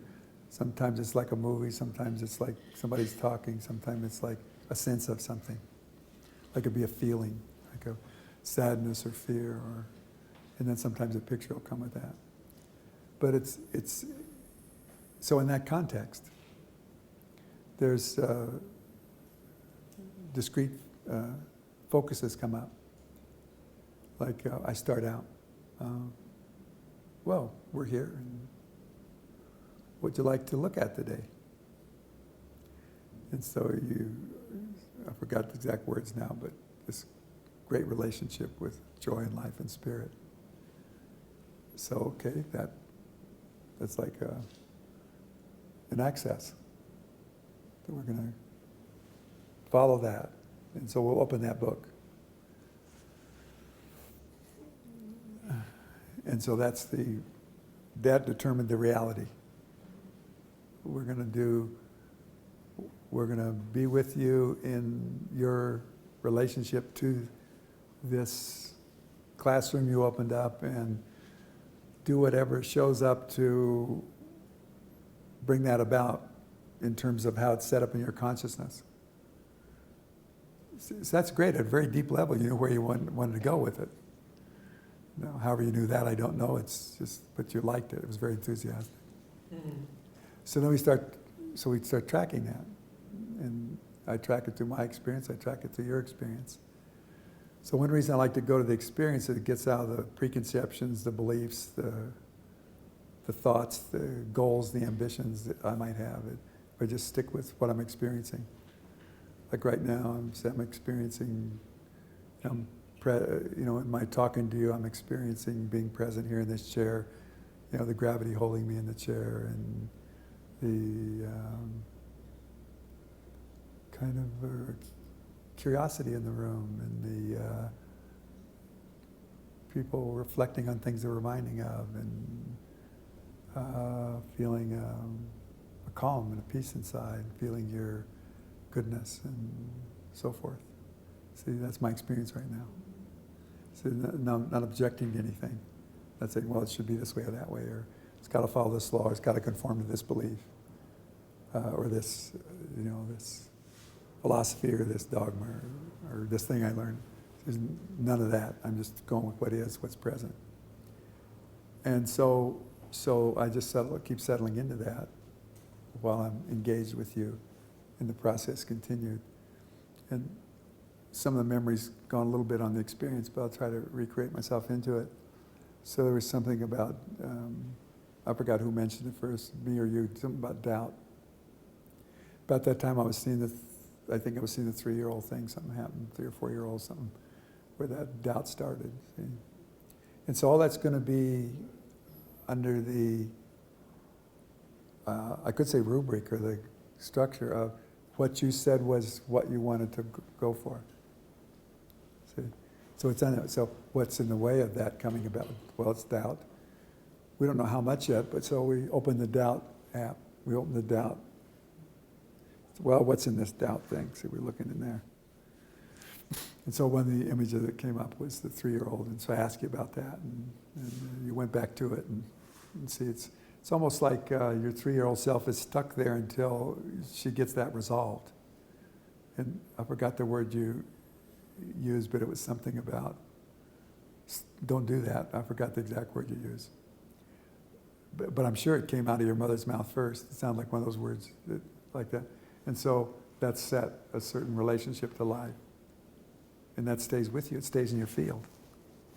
Someplace. Like all of our things we decide about life are within arm's reach. So we can reach out and touch them all. So they're all right here. And so they're easy to get at. So everything you've decided and forgotten about, it's in here someplace, informing how life flows through your consciousness. And so it's sitting there someplace. Third time, maybe I'll tell a couple of my favorite war stories about that. But so there it is. And so we open that one, and there she is.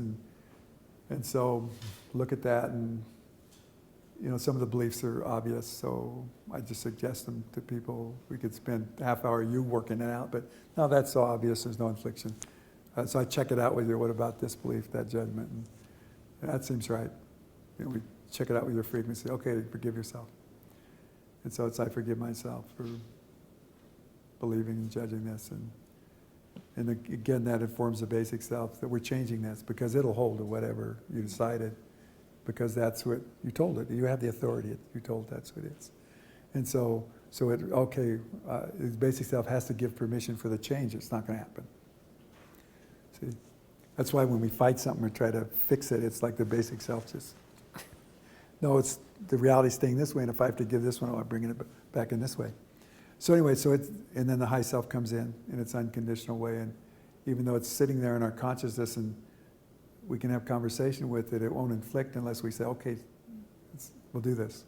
Let's do this. So that change happens. So there's a little shift there.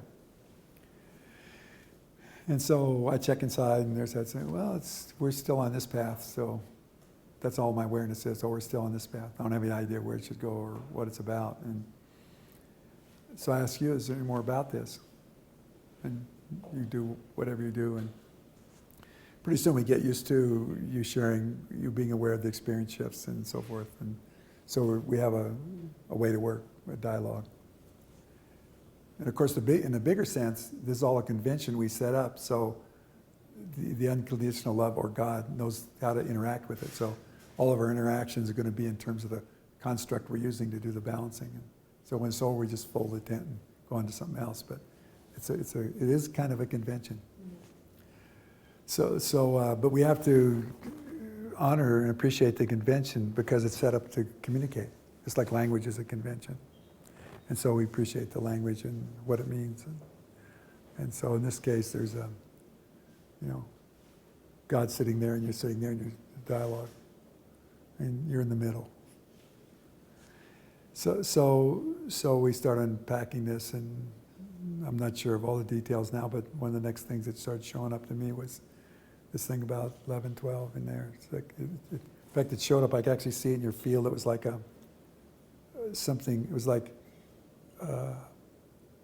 the reality got was just a distortion in the fabric. It's like twisted, like you'd take this wall and twist it funny, so you couldn't quite get in, or this door, and you couldn't quite get in and out of, but it was, so I could see that in there. It was like a form that was set in there that was, when you try to visualize, you can feel the emotion, right? Oh, yeah, get it. Yeah, I mean, you can feel as I'm talking about it.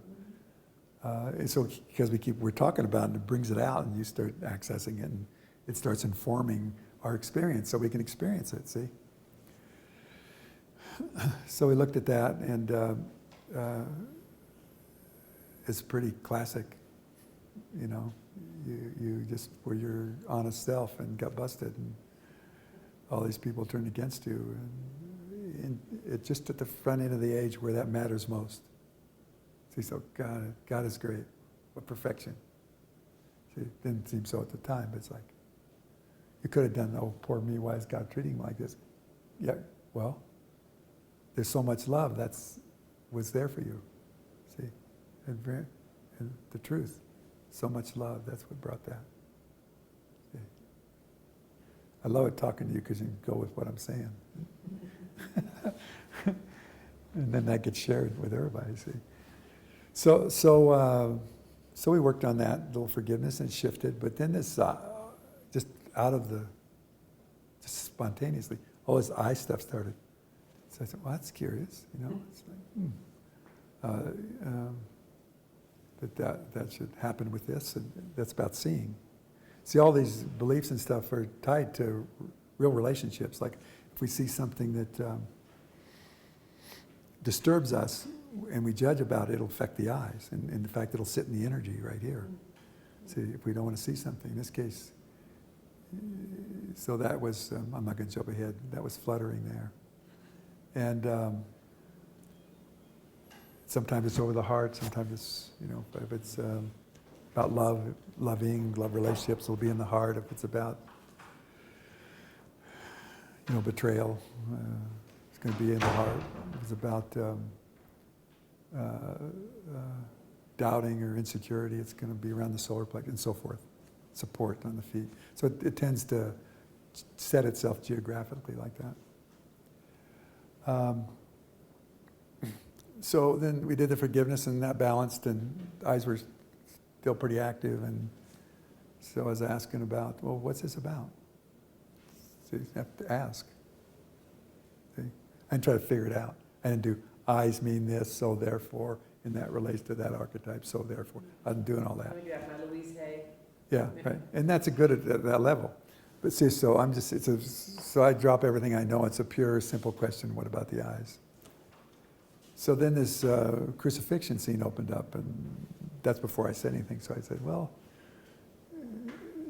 seeing where you are with it, so what, does that remind you of anything where, something happened to somebody, for telling the truth, and I refrained from using the word crucified, and something happened to them. See, I didn't want to, that was just too many clues, so see how you were with it.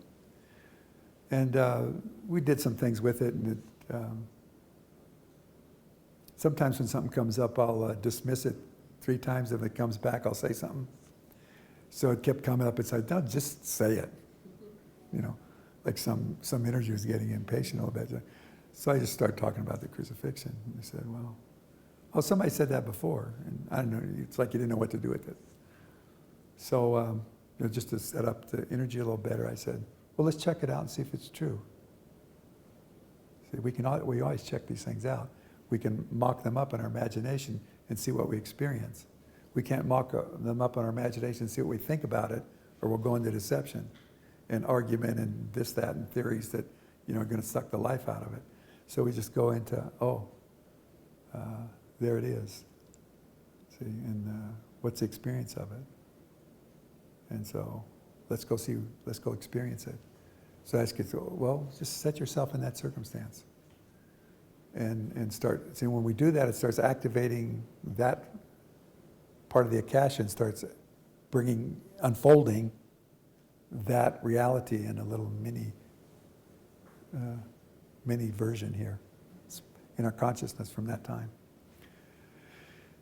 And that was kind of working, but you said, boy, this fluttering's so distracting. And so that's a clue to me. It's like, it's so strong, see?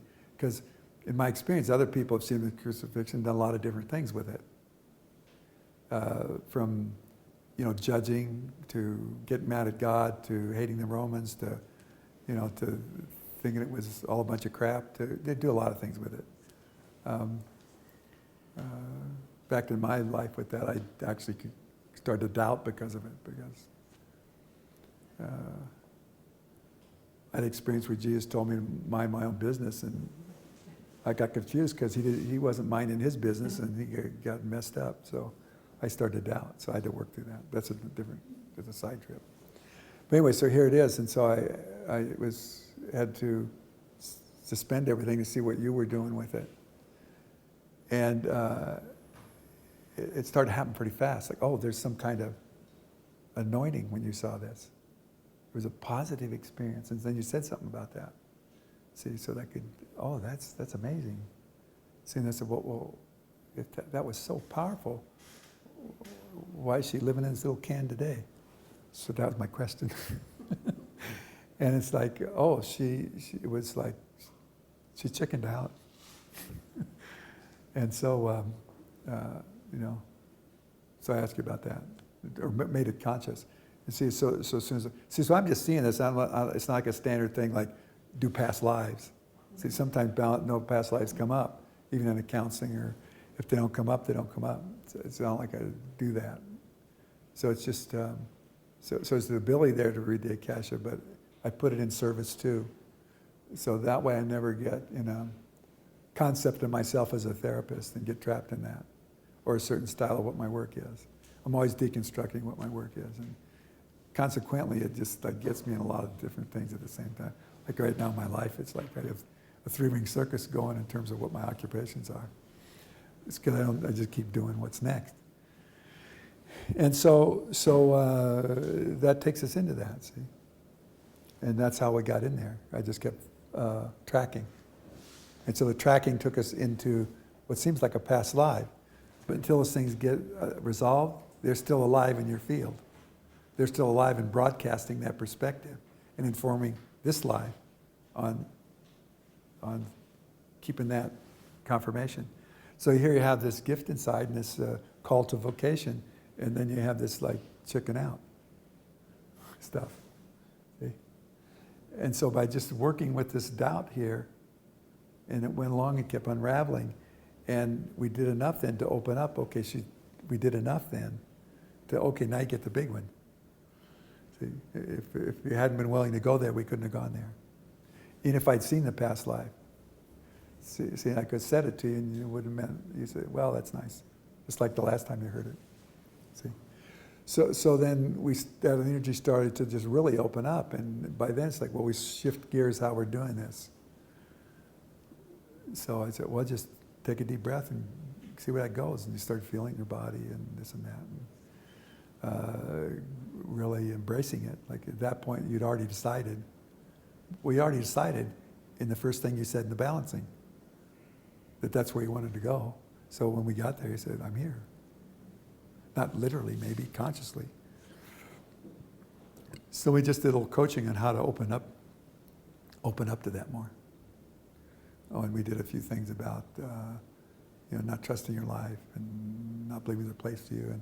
And that's the first time I ever come across that thing we did at the end, where forgiving yourself for believing your life doesn't belong to you and there's no place for you.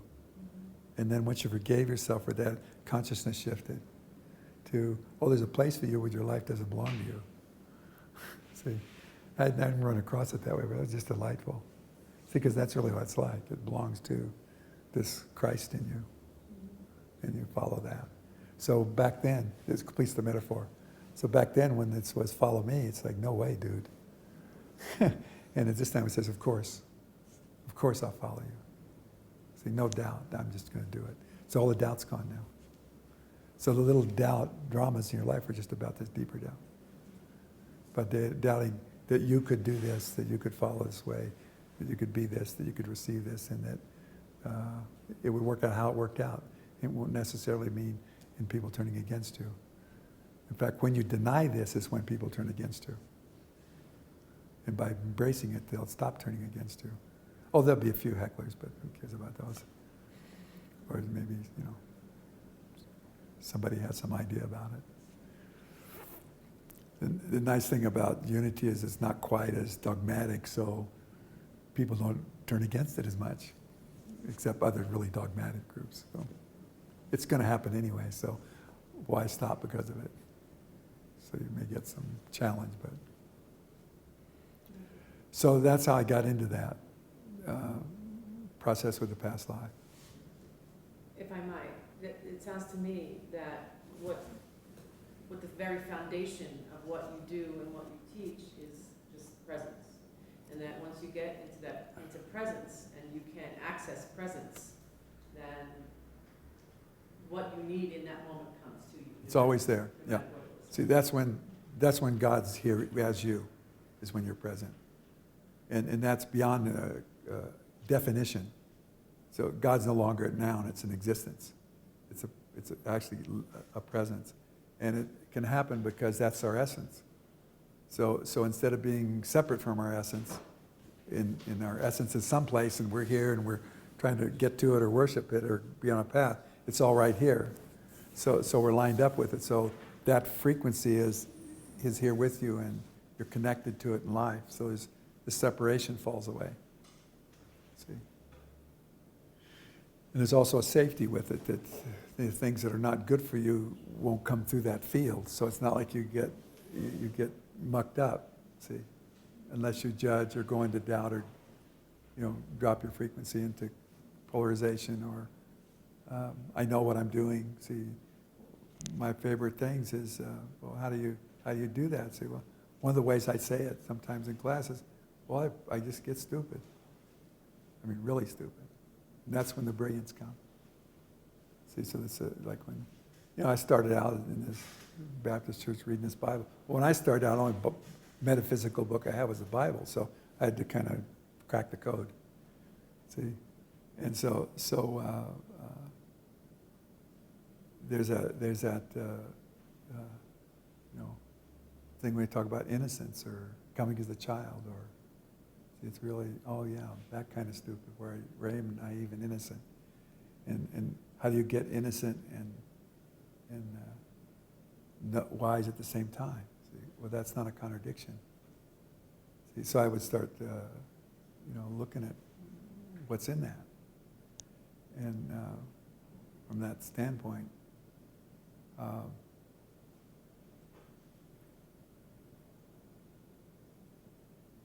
so it's a funny thing. It was using the information in the Bible to dissolve belief. So you talk about it.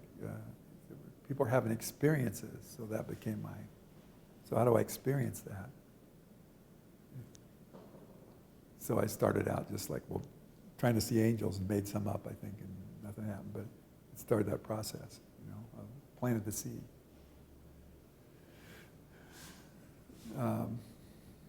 See, where am I going with that? There's a wonderful phrase in the Bible that which you ask God in secret, and we're clear now that that's living love, that's the unconditional love. That God is given to you outwardly and openly and fully. See, so okay. So the skill is, in each situation, is to be present, be aware, access, hear, and engage it, access what is, see? And then you don't go in to fix it. You go into,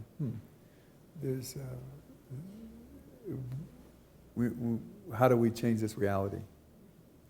And you don't know that. You just know that it needs changing. So I guess that's your 10%. I guess tithing gets in here. That's your 10%. So then you take it and you give it here. And really, not without, it's got to look like this when it happens, God. It's like, whatever it happens, I'll be looking for it. See? And then that gives it to you to the level that can do that. And then you watch how it does that, because you don't know how to do that. See, so that's where the partnership gets set up, with you and all that is. See? And so you're engaged here, but you work it in here, and then you observe, and then when how it shows up out, then you wait for it to show up out here again. And so you go back to being dumb. I don't know. But you're aware, you're watching, and so when it shows up, you engage it, and you know what to do. And sometimes that pulls a counseling technique off the shelf that you learned 10 years ago and say, use that. Sometimes it teaches me a new one. See? Sometimes it just could you say more about that? See, I just take what shows up present. And see, in that presence, it's all there. If we get a little bit out of it, like insecure, trying to prove something, trying to fix something, deciding even that something awful that happened to the person it's awful, you have to admit that. This is awful that happened. But to go further and judge it, like that's an evil person, or that shouldn't have happened, or there's no God, because that's out of bounds. Because that just sets up a disconnect with the source of being able to do anything about it. But then, by going this other route, big things can happen out here. And so the more of us that convert to that simplicity. I think there's probably teachings on every lineage on the planet that covers that at some level. It doesn't have to be in Christianity language, because to me the Christ language is very simple, and it's just loving and innocence and presence and joining forces with all that is. See, in this way everything is alive. Everything is a conversation. See, every color has intelligence. See, every feeling we have is information about something, and not a judgment about something. So that's where you ask where that past life thing, that's where it came from. Your past life. Because you have it, so why wouldn't I know it? Because you said, look. See? And so I try to keep it at that. When I was early on, when I was first starting to study this stuff, and I'd had some good teachers, but there's a tendency towards, drama and theatrics and putting on a show. And so I started saying, can I do this so like it looks normal? So I'd always practice, can I do this and it looks like nothing's going on?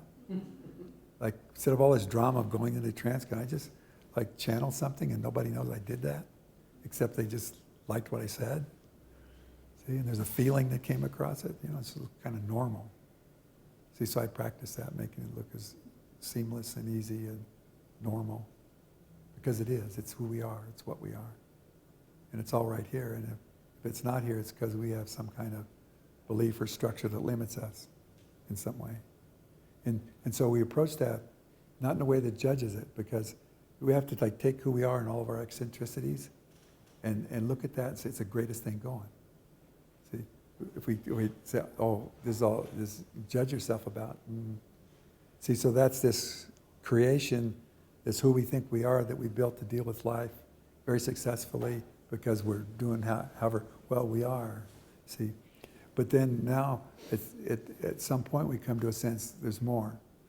So instead of trying to fix that we've just come to be, we say, what else is there? See, so when we can appreciate what is about ourselves, it opens it up. See, then we go into appreciation and gratitude. It puts us back in touch with all that is, the field. And so we step back and, oh, there's this other thing. See? And we hear about our soul, it's abstract, or we hear all these concepts. Well, what is that really like inside of me? So we get to know this one. So we become aware of it, we start to access it. Oh, that's kind of nice. It's this like messed up personality still here, and we're still loving it. And see, it's nothing wrong with it, just needs some support. From where? From the part of us that can support us that's been shut out, or that we took ourselves away from. So we start getting to know this one.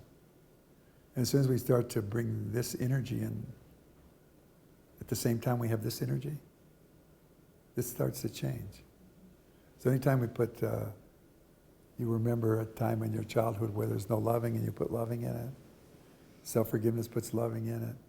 So it's like you start corrupting the distortion. And that makes it change. See, didn't fix it, changed it. Alignment. Well, alignment's part of it. But this changes and you go into alignment. The part of you that's caught in here is released then, and it comes into alignment. See, because you're a spiritual being, so when you judge yourself, it's a spiritual act. But with the judgment is less than you or against you, it traps you in that. So as you deconstruct it, that frees the spirit in it. And of course it returns to where it belongs. See? So in a sense, everything is referenced on the loving. If it feels like hate, that's how distorted you did the loving. See? So you start picking it apart and making yourself aware of the loving.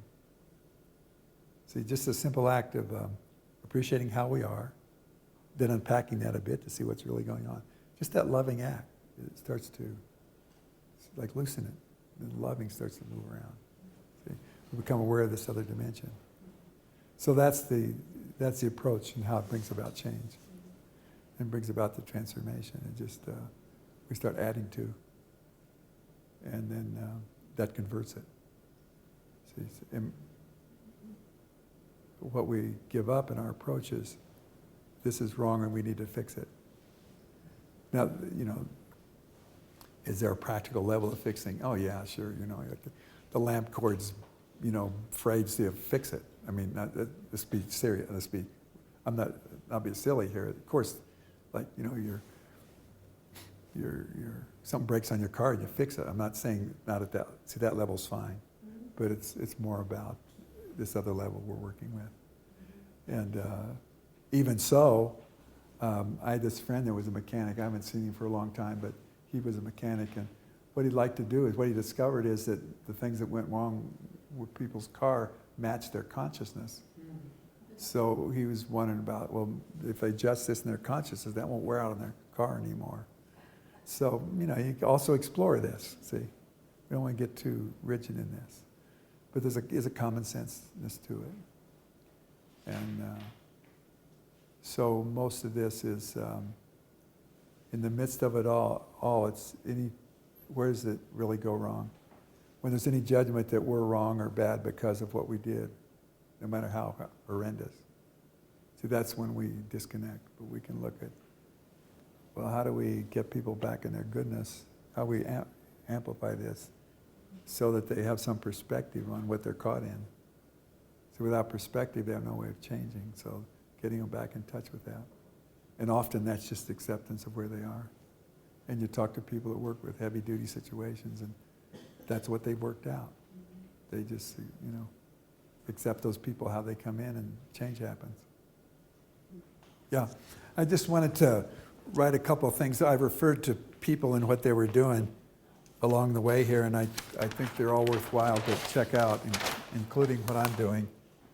So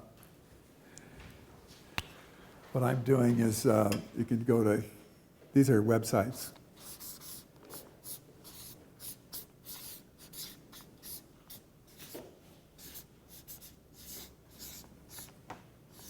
So the classes I'm doing and things I'm involved in are on there, in both here and in Europe. I mentioned theta healing.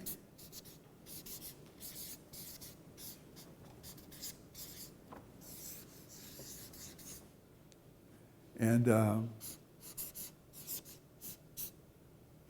that's how you spell matrix, right?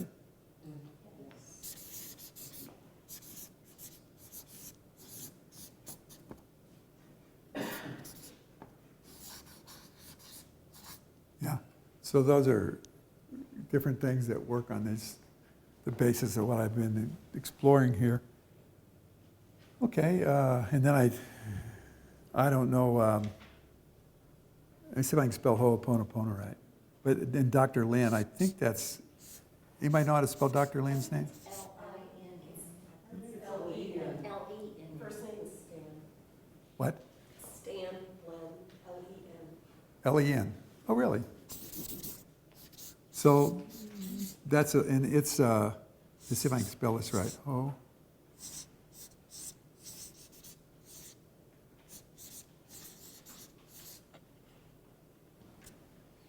Ho'oponopono. But you Google that and you get thousands of different people that think they know what's going on, but he's the most solid one, I think. Of course, he's the one I know, and he keeps it simple, so I like that. So those are references I made. Also, if anybody's interested, you can check with me afterwards. There's a book I wrote on the noetic balancing. It's available for $20, and I got lots of them, so if anybody doesn't have one of those yet or cares,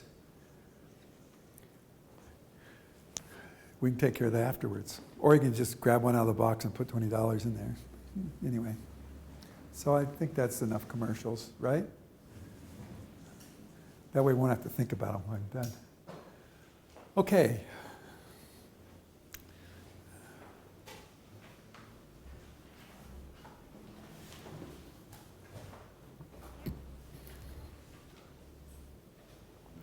So now I got to get out of the commercial mode and back into this other place.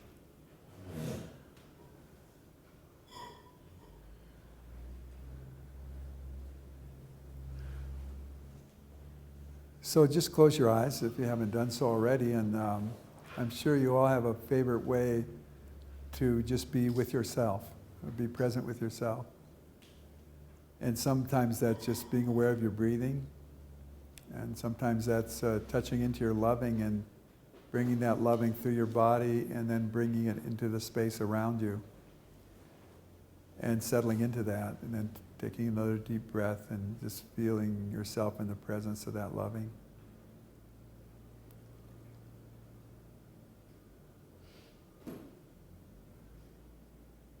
And sometimes it helps to reach up and connect into the highest consciousness, highest place we can imagine. And as we touch into that energy, just breathe that in through our body.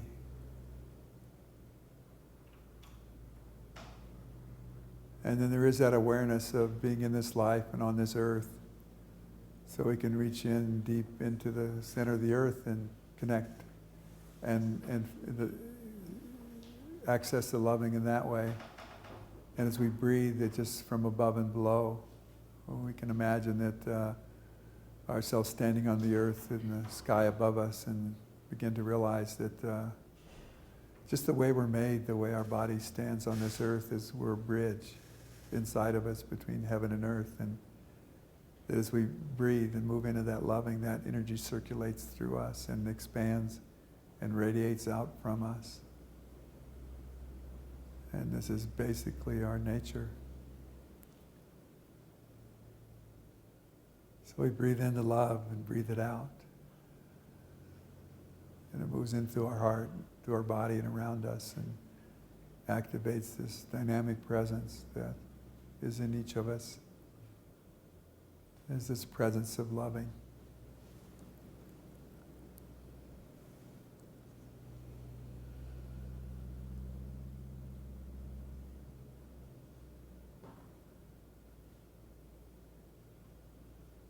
And I'll just take advantage of this opportunity to ask within us if there's any belief that limits our loving. Or get more specific, is there any time that I felt misunderstood or was betrayed or tried to share my loving and couldn't?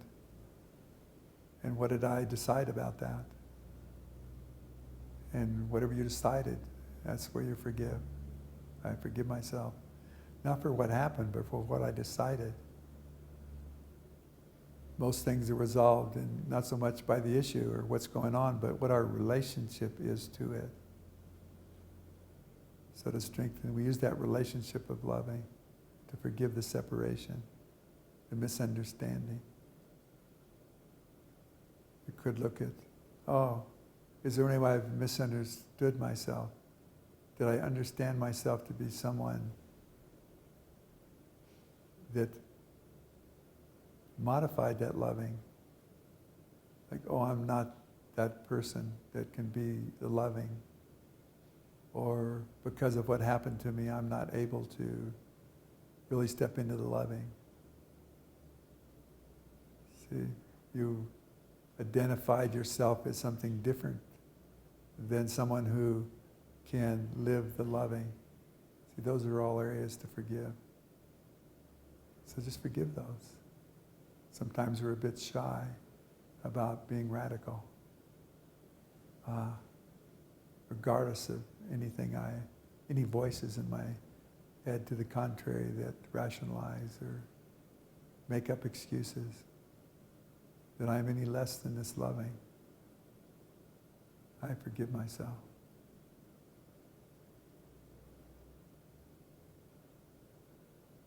And having done that, just take another deep breath. Set everything aside, your preconceptions about what loving is, your preconceptions about what the Christ is, or the Buddha, or Lao Tse, or Muhammad. Just set aside all that. I don't know. And in that, there's an opportunity to go into that most reverent part of you and say, I would like to know the loving that I am, independent of my history, independent of who I think I am. Show me the loving. And in that innocent, in that I don't know-ness, you open up in your heart. Your mind supports. And your access increases.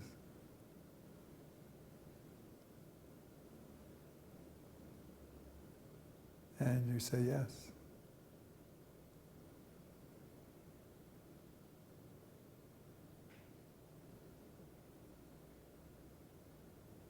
So we do ask now more specifically that this loving, this great living love, be placed with each of us to awaken that source of loving within us and to join with the loving that is all around us. That be made so. And that it be made so in a way that it becomes more apparent inside of us. So that when we engage our life and we choose, we're aware enough of the loving to really have a choice. And to reposition ourselves into our loving, into our hearts in a way that the mind is able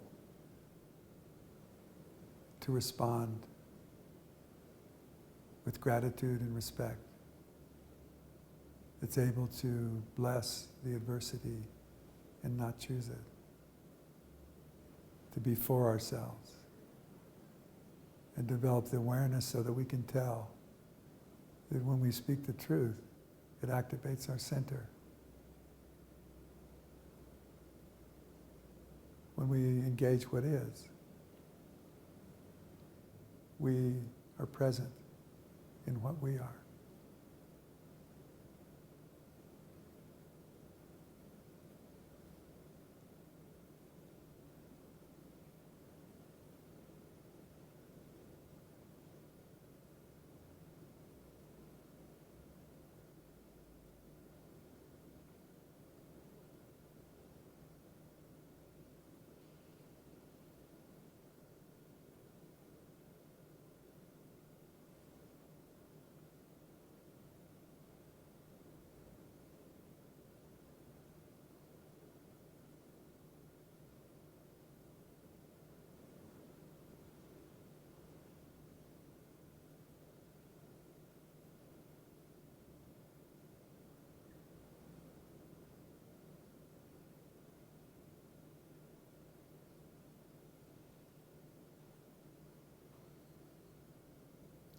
So wherever you are with this process, just consider that as great as it is, there can be more.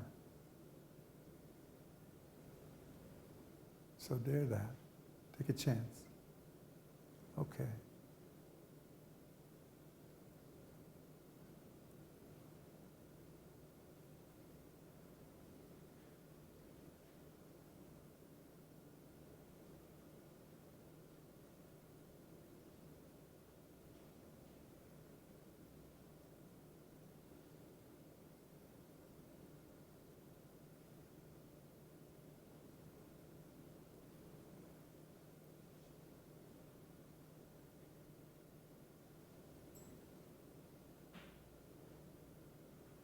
So, thank you very much for this time and this loving and this relationship, and God bless us all.